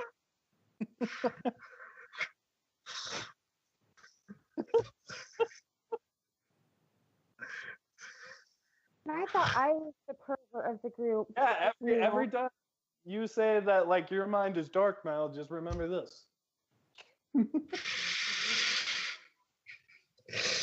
Oh boy. Back. I can take it. Shut up. See, once your eyes have been opened to it, it's everywhere. Go ahead, Zach. Go on.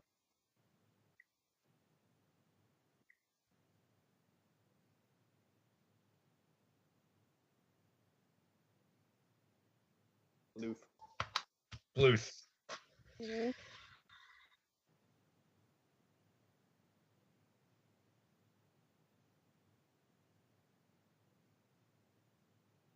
Oh, it's very, very. Not only the character development to the animation to the story, and also even though I have read the book as well, Neil, and I can argue that the book was a little bit better, but because of the timing, you can also argue with Watership Down I've read the book too, and it was way more darker than Watership Down, but however, the animated stuff to capture and replicate the story good enough where all general audiences can identify, watch it, and also it's the shit. Just to give you some basic pointers to help you start off with. If I were gonna attack on any of those, I would definitely go after that whole her saying it's the shit thing. Like, so you think the movie is shit? Oh, you mean that's your comeback? Oh, I know. It's a pretty good movie.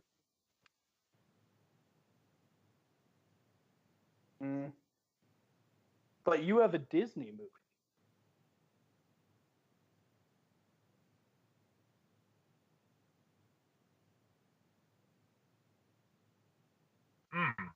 Look, I'm not saying you should have picked Little Mermaid, but you should have picked Little Mermaid. Hey, don't laugh. Little Mermaid is awesome. What? Oh, Dude, intriguing. you're worse than these two, and I get mad at them when they haven't seen the movie. You're just breaking my heart here, Zach. Who hurt you? Who didn't? Poor unfortunate soul.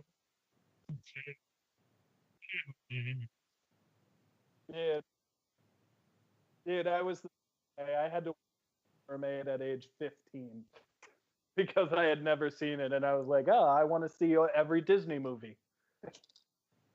So anyway, continue. It's really good though.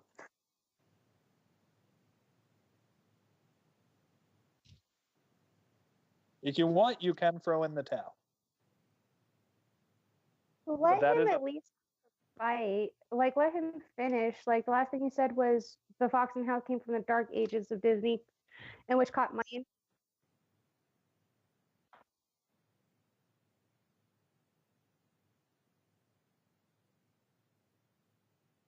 He actually said.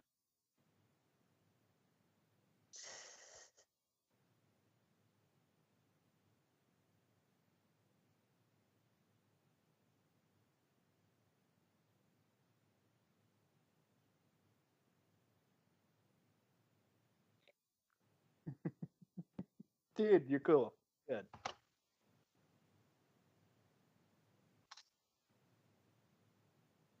You're doing a good job, Zach. This is your first time. You're just getting a taster of what we do. I couldn't win a princess battle with Mulan my first time. Mulan, the great princess. Technically, argument- she's greater than a princess when you think about it. Yeah, technically, but technically that still makes her not a princess, Caleb. Hey, you know who he lost to? Francis a long way from the Black Cauldron. Me. I hadn't seen that movie. Doesn't matter. So Watch you're it now. fitting. I'm ready. If a long way ever comes back, I'm ready. Oh, trust me, I'm prepared for that moment too. So you're shit out of luck. But go on, Zach. You do what you're comfortable with. If you do want to throw in the towel, sometimes it's funnier to like judge.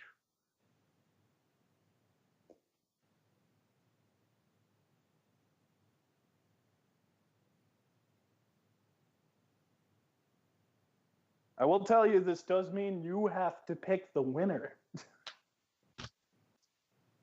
Whoever, and you may or may not, depending on if someone else throws the towel in or not, you may or may not have somebody else who's going to be judging with you, depending. I don't think anybody else is going to throw in the towel. I know I'm not doing it. I can see Callum's face. He's not doing it. We both know you're not doing it.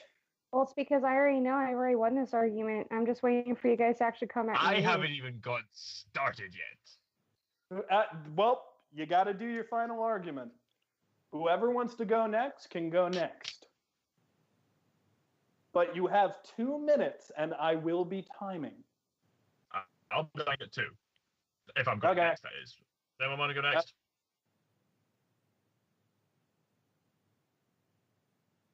No, you threw in the towel. I made my final argument already. Now it's Mel or Callum's turn. And you cannot defend yourself. So if Mel says something while you're doing your final argument, you can't defend it. Mel can't attack you during your final argument, but she can during her final argument, and then you can't defend yourself. So if you attack Mel, she can't defend herself until her final argument. That's kind of unfair, because if I do it first, she's going to melt me. Found that there's a lot of arguing if we don't do it this way. And you don't end up getting it out. Okay, tell you what. Do you think we should flip a coin on who goes first? Okay, yeah, that seems fair. But I will flip the coin because I'm an impartial judge. Go ahead. Okay. My coin is all the way over here. All right. Since Callum is the one who came up with the idea, Mel is the one who gets to pick which one she gets. Mel, heads or tails? Heads. Heads. Okay. Tails. Callum can pick whether he goes first or second. You go first, Mel. I'm intrigued to hear your argument if you're that confident. All right, Mel, go ahead. Well, after hearing what you all chose, there's one thing that yours all has in common that mine does not, and it's not a good thing. Yours were good movies. Callum. Go on, Mel. Your movies were good, but they weren't revolutionary good. Some people have heard of the SpongeBob movie, some people have not. Some people have heard of the Prince of Egypt movie, some people have not. And yes, even though they are classics of their own right, in their own league, but they will never have the staple that Secret of NIMH has. People have all heard of it, not just some. You don't have to watch this movie to know what it is, because it was made by a legend, Don Bluth. And mine will last throughout the ages, while as yours will maybe be forgotten in time or mocked by a critic. Mine, you can't touch. Because no matter who you run into, even if they have not seen the movie, knows its impact and its power. Is that it? Mine's a legend. Yours are just actors of yesteryear. Or yours are kings of yesteryear. Mine's a legend. You make me laugh. All right, so is that it, Mel, or you're just about out? All right. Callum, this is your final argument. Now, I will tell you this. If you spend the entire time defending and arguing against Mel, you won't have time to actually say why yours is the best. So try to find the... Now, hold on. Oh, no, wait. She was attacking. So I'm not allowed to defend. Before I start, could you define defending things? Because I might unintentionally do it by mistake. Callum, now that it's your argument, essentially what I meant is, while she was arguing, you couldn't defend yourself. You couldn't say, that's not true. But now that her argument is over, if you want to use your argument to defend yourself, you can. But I will you make your whole argument the defense, you might not be able to focus on other things. Like, you could attack SpongeBob, or you could, hype up your own movie. Because I'm going to be honest, I'm a little confident. I feel like my argument was pretty good. I'm feeling confident too. All right, go ahead, Callum. Okay, I've got my own timer here. Okay, 3, 2, 1, go. Mel, do you have any idea how many people have not heard of The Secret of NIMH? I'm sorry, The Secret of NIMH is very underrated. As great as it is, I don't think many people have heard of it. Only through the internet, basically, people have joined this club. As for The Prince of Egypt, almost everyone I know has at least heard of it. And I did not get started on the subtle details of The Prince of Egypt that I notice every single time I watch it again and again and again. There is so much nuance to it. And God sounds so soothing and warm. And that's a great interpretation of God in my mind. And when it comes to Ramesses, there's this great scene where he's realizing that he's having to be enemies with Moses. And you see all the subtle expressions on his face. And you can read everything that's going through his mind. It's just so sophisticated, so grand. And I know you're ranting about the slow pacing, but I think it works with this film. It adds a lot of weight and drama to this whole film. And not to mention the musical sequence really do elevate the film at times. And again, the drama. Just gotta love that drama. Even though it isn't always perfect, I think it's perfect in my books. And there are some sequences that are just a huge spectacle that can only be captured in animation. And I can definitely see why this is one of the greatest animated religious films ever made. And we were not talking about the quality of 2D animation much, but 2D animation, Prince of Egypt, is about the best around. Dramatic weight. Emotional. I'm starting to sound like Ron. And it's just so much weight, so much drama. It's an instant classic for all ages. Timeless classic. I can easily watch it again and again. And I've exhausted myself. Was that his closing argument? Yes. Yes, he's just about out of time. Because I have to point out one thing, and I know. But go ahead. No arguing about this. I'm not going to. Thank you. But do You say. went once again to the Your Friends. Where He has to do his opinion. Like his opinion. But saying that mine's not as well known it's not fact. I do think it is a little bit of a cult classic, you know? Like, you couldn't walk up to some random person on the street and go, "Hey, you seen the Secret of Nim?" And they'll be like, "Gee, mister, I have seen it." No, like, that's kind of a cult classic. But I'm glad it is, like, starting to get bigger. But anyways, it is now up to you, Grand Master Judge Zach. Who do you think won? I think I won because I think I won because the Prince of Egypt is a timeless classic that appeals to my all ages. Timeless biblical epic. How often do you see a biblical epic animated? Callum, we're biased. We all think we won. That's why Zach has to tell us who won.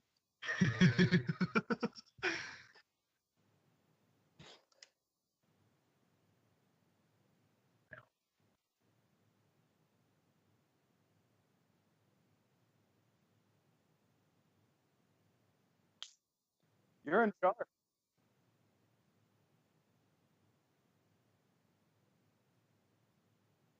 That's a matter of opinion. It's opinion. 19. It's opinion. It's a matter of opinion. It is true. Right. Gross. Go on. It's up to you. The score don't matter. It's up to you. And a dramatic way of doing it is starting by talking about why the losers lost.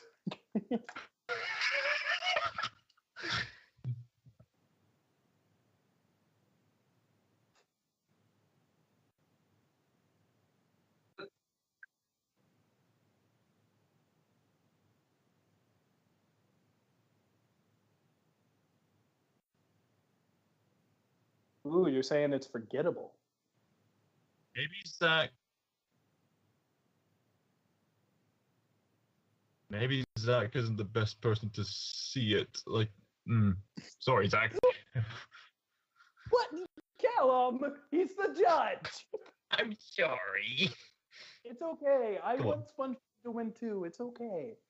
It is based on the arguments, though, Zach.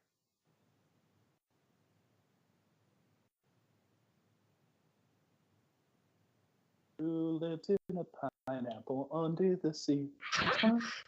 Up square. Just look at your life. Look at your life through.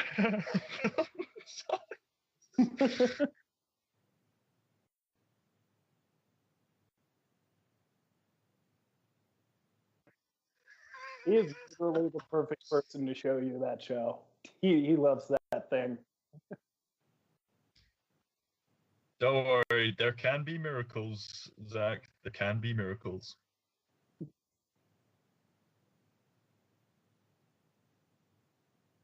Just believe, Zach. Believe. Calm down, buddy. Calm down.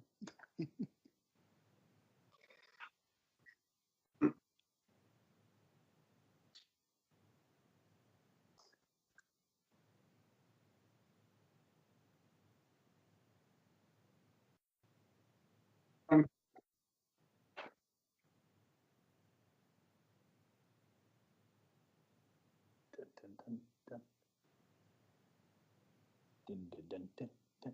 Only if they had some kind of rewind system, that would really help.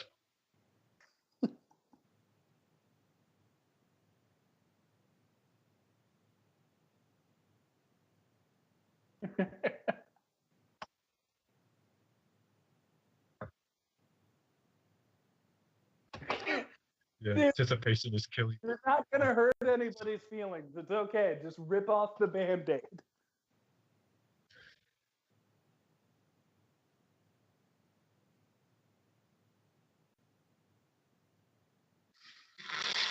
Ooh. Oh, oh, I'm so tense. My heart is beating like a drum.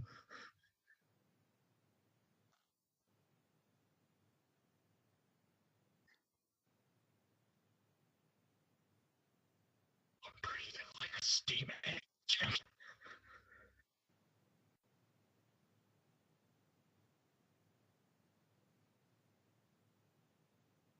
Yeah. You're gonna go with Mel. Mel always wins. I mean, yeah. It's because I'm a nerd. You guys are wanting to be.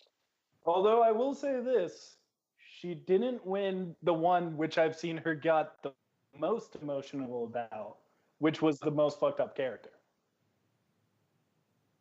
Actually, did Ron win one?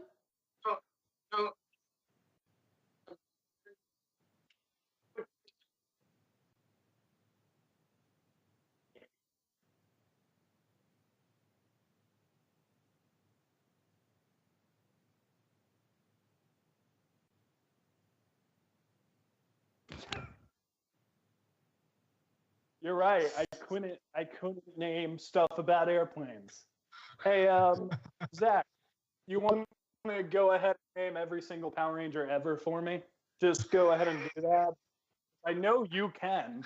I know you have that ability. You just want to like name them all because you've seen every episode of the show, surely. Go on, I'm waiting.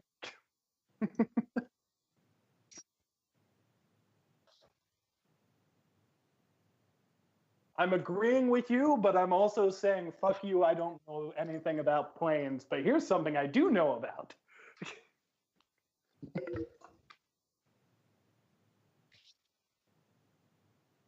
Oh, no, I'm not actually me. Oh, I love you.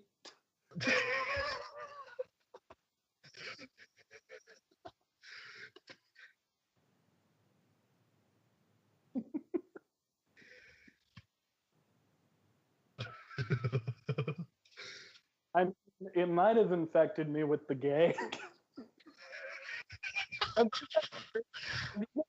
That essentially back in the day, like my grandpa did this. This is why I know about it.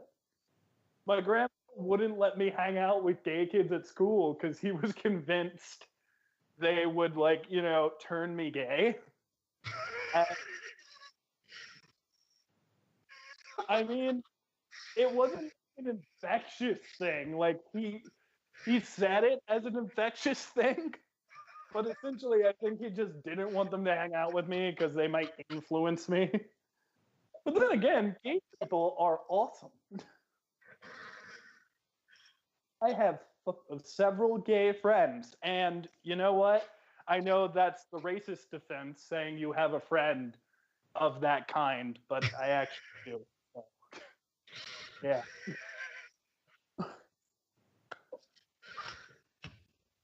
Not even kidding. I feel like God started to make me as a gay person and then messed up. Sent me down to earth and they were like, oh, you marked that one as gay, right? And then the angel who sent me down was like, nope. And then God was like, oh, wow, this is going to be a really silly person. I know which comedian you took that joke from. I took it from John Mulaney. Mm-hmm. But hey, guys, I'm actually going to go because my phone's actually at 5%. Pleasure talking to you, Mel, as always. Yeah, it was fine. Huh? If I want what? Well, boys, I think it's about time for us to finish this episode. It's getting pretty late. Yeah, I'll let you guys finish, but I seriously gotta go. It's like at 3%. But I love you guys, and I'll talk to you soon. I think there's only one way we can finish the episode. And that is for us each to tell a funny story. And so I'll let you guys go. You guys have fun with your funny stories. Oh, you're good, Mel. Bye. I want a funny story, Mel. Really deflacker. I thought she was gone. Okay.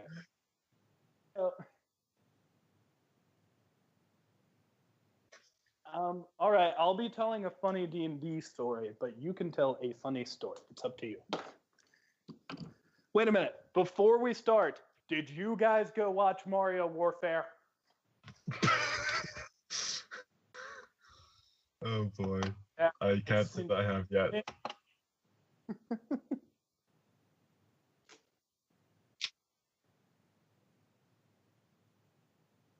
I mean, I will argue that that is a good reason. But also, I would say just one day when you're eating dinner, just pop it on. It's a good dinner movie.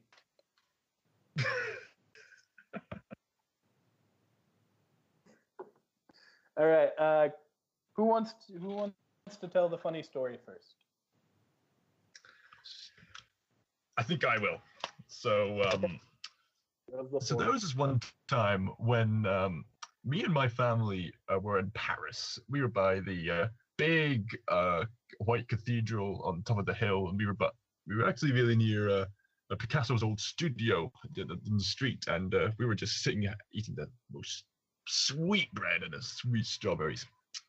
And then we're just enjoying our time sitting on the bench, just enjoying the scenery, eating the bread. And then I noticed this one hungry-looking pigeon just eating some scraps on the floor, and I take pity on this pigeon. I just like, oh, this pigeon looks like it's quite starving. I mean, life can't be easy for an innocent little pigeon like that just to go wandering around.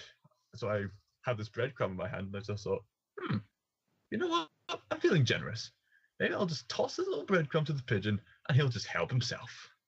So, a pigeon in front of me. I just go, okay, pigeon, there you go. But as I'm tossing it, my dad is sitting there, and he's just going, Callum, no! And then it's too late. I toss it. It stalls. It lands. And then the pigeon eats it. And then another pigeon comes. And then, what's that? 4, 7, 12, 20, 37, 40 pigeons, all for this one breadcrumb. It was complete mayhem. They were all just coming from everywhere. Still the streets. It was just carnage, just for this one breadcrumb. And then time repeated itself in Ullapool when I had this similar experience with a little girl feeding a hungry seagull a chip. And then I went, Ruby, no! And then 10, 17, 20 seagulls went for this one chip. Did the little girl underestimate the power? Yes, a little girl. Never underestimate the swarm of birds that could go hungry for a little crumb. That is my funny story. I like to imagine that there's a superhero or a supervillain rather, who is like secretly in the background during your story. You didn't notice him, and his superpower is he can control birds, and he really has a thing for bread. So he was like, oh, my birds, get it and bring it back. And then the birds start each other. You're just there in all this. It was ingrained in my family for so long that, hold on.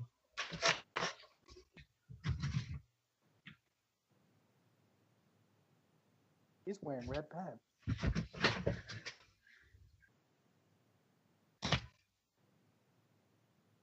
They eventually got me a T-shirt just to remind me of the occasion of Link from Legend of Zelda feeding some pigeons. Like that.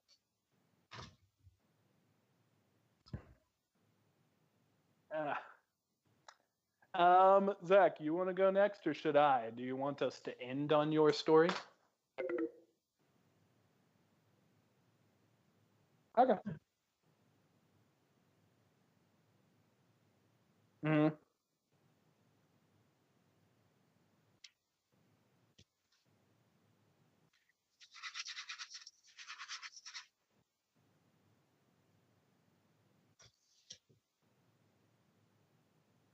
Mm-hmm.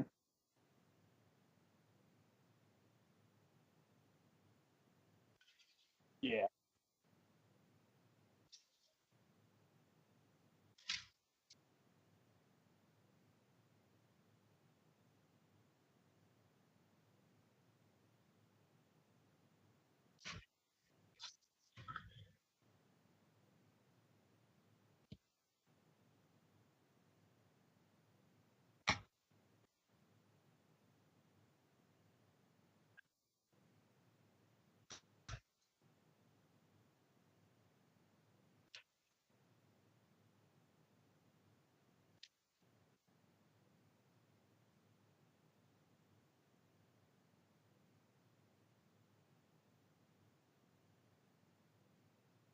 Mm-hmm.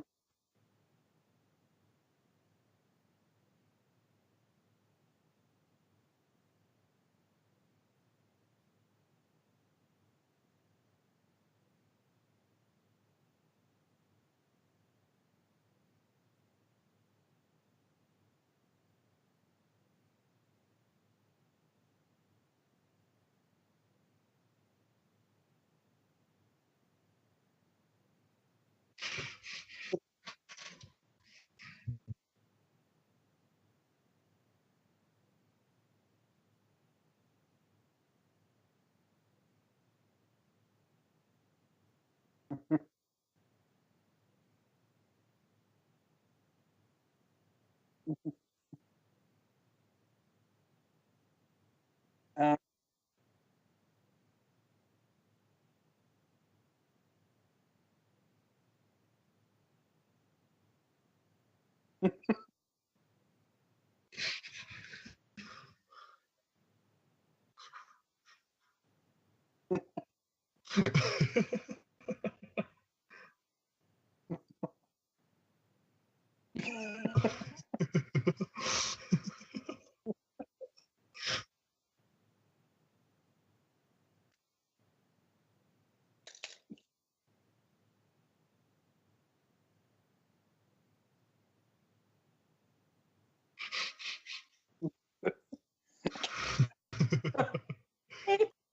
Wait, so you were trying to take a test, and then he just got out to urinate?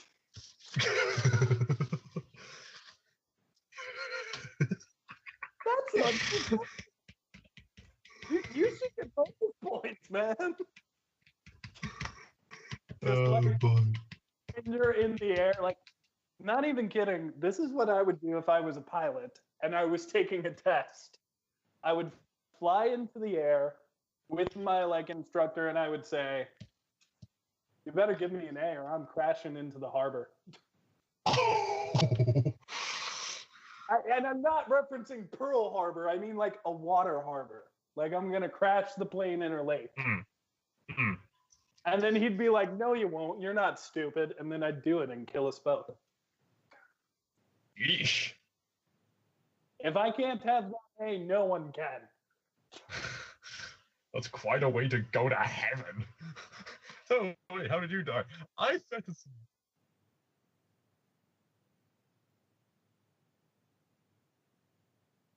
Oh no, it'll be fine. So everyone will be a little confused, like, "Wow, this was a beautiful landing. How'd they die?" And then they'll realize, like, I shot both of us while in the plane. You're taking this to the next extreme. This, you know what? I want that A. I'm a good student. I'll do what I have to get the A. And if that's murder, it's murder. So, flight checkpoint isn't that hard. Dude, I don't know how to fly a plane at all. It would be increasingly hard for. I can't even drive. Not yet.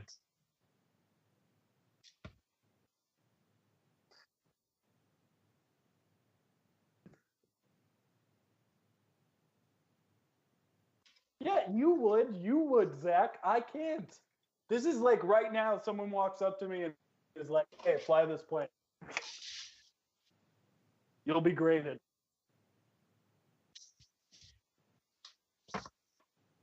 Exactly. That's why I have to shoot the guy to get the A. You're thinking with me now. Zach, I'm just being dumb. Just being stupid, man. Is it my turn? Yeah. Okay. So this is about the first game I have DM'd. We called it Nerd Day. And essentially, the whole premise of the game is, it was us going to Comic-Con and having a good time. But then, like, some stuff goes sideways and, somebody attacks the Comic-Con with superpowers. And then slowly we all get superpowers to fight back. So the main villain, because I was having major writer's block, was me from the future.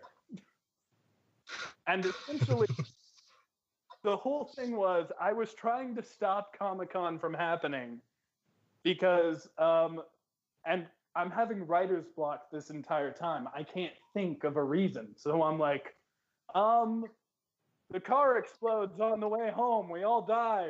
I gotta ruin Comic-Con, so you guys leave earlier.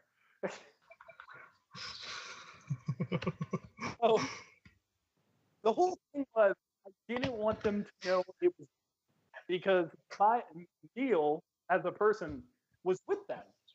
And if me and him touched, it would like ruin the time travel. I think you're already picking up. The story's a little convoluted. First game ever. But, so, instead, I wore a disguise. And I called, because I still can't think of anything, I called myself Carnival. I was wearing a onesie with Teletubby pajamas on.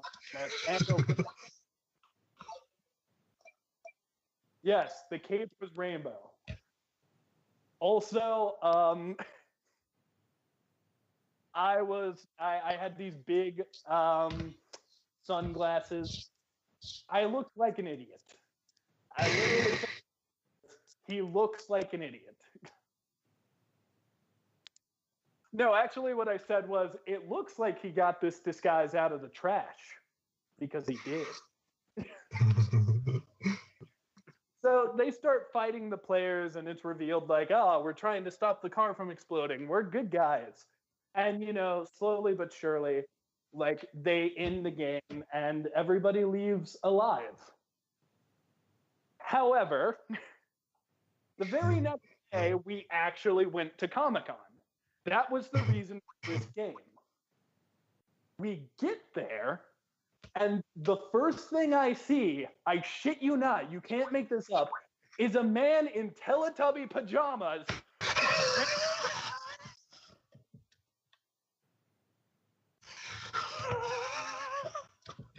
Now, didn't have the glasses. So, and it wasn't what, in my mind, what the Teletubby pajamas looked like.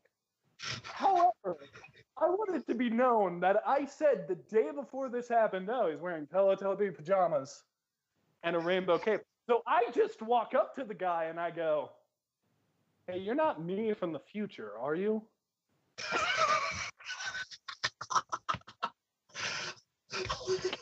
Of course, me realizing it's just a massive coincidence. And the guy just sort of looks at me and goes, kid, are you high?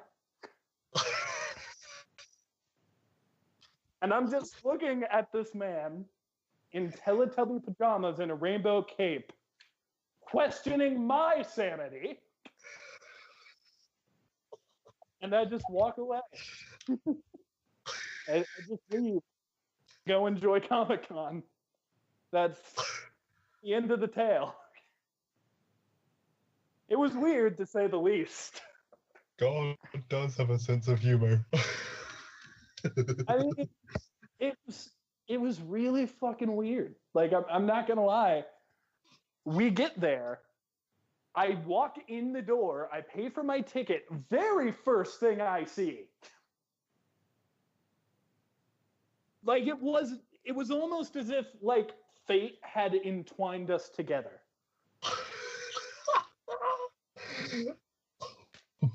Oh my God. Like, had I not seen him there, the world wouldn't have continued.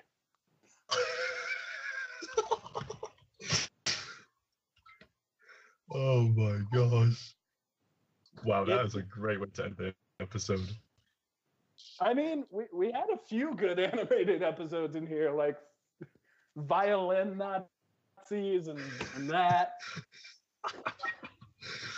Well, theoretically, you could call it Stories 3 and animated all three of the stories. You know, it might be long. When are we going to see those videos, by the way, Zach?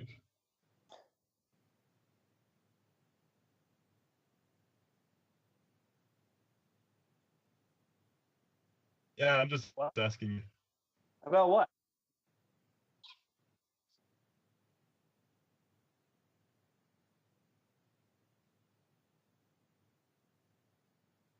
Also, I guess this is a good segue to end things off. You would like to see me and Callum.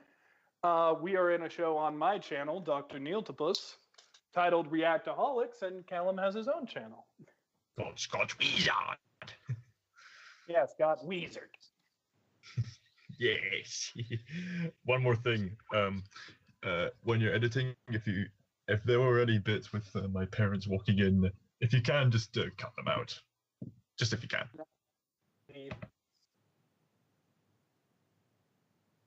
Leave them. All right. And now.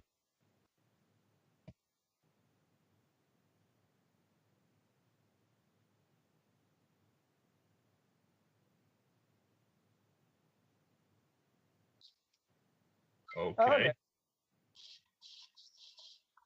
Well, worst comes to worst, you could like put up a picture of one of us doing something stupid during that point and be like, video cut out for a second.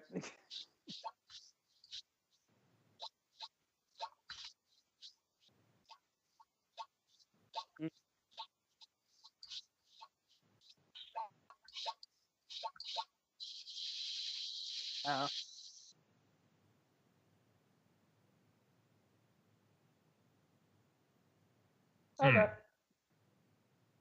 Ready to end it, man? We ready? I still smell like dog.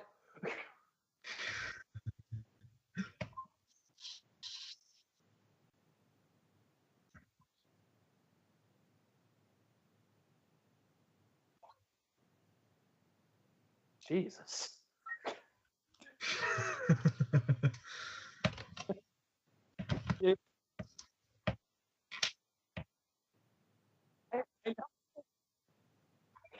You know, I would do something along the lines of that, but I would say something along the lines of like, it doesn't matter if the glass is half full or half empty if I shoot it before you can drink the damn thing.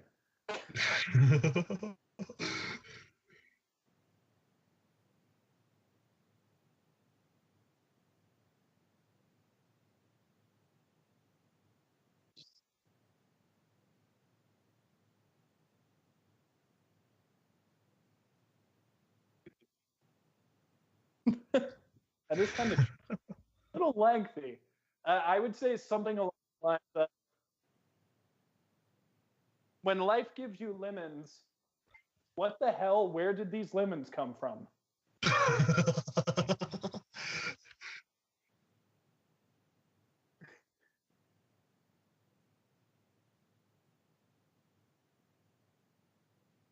No. No, you can't kill us. We are the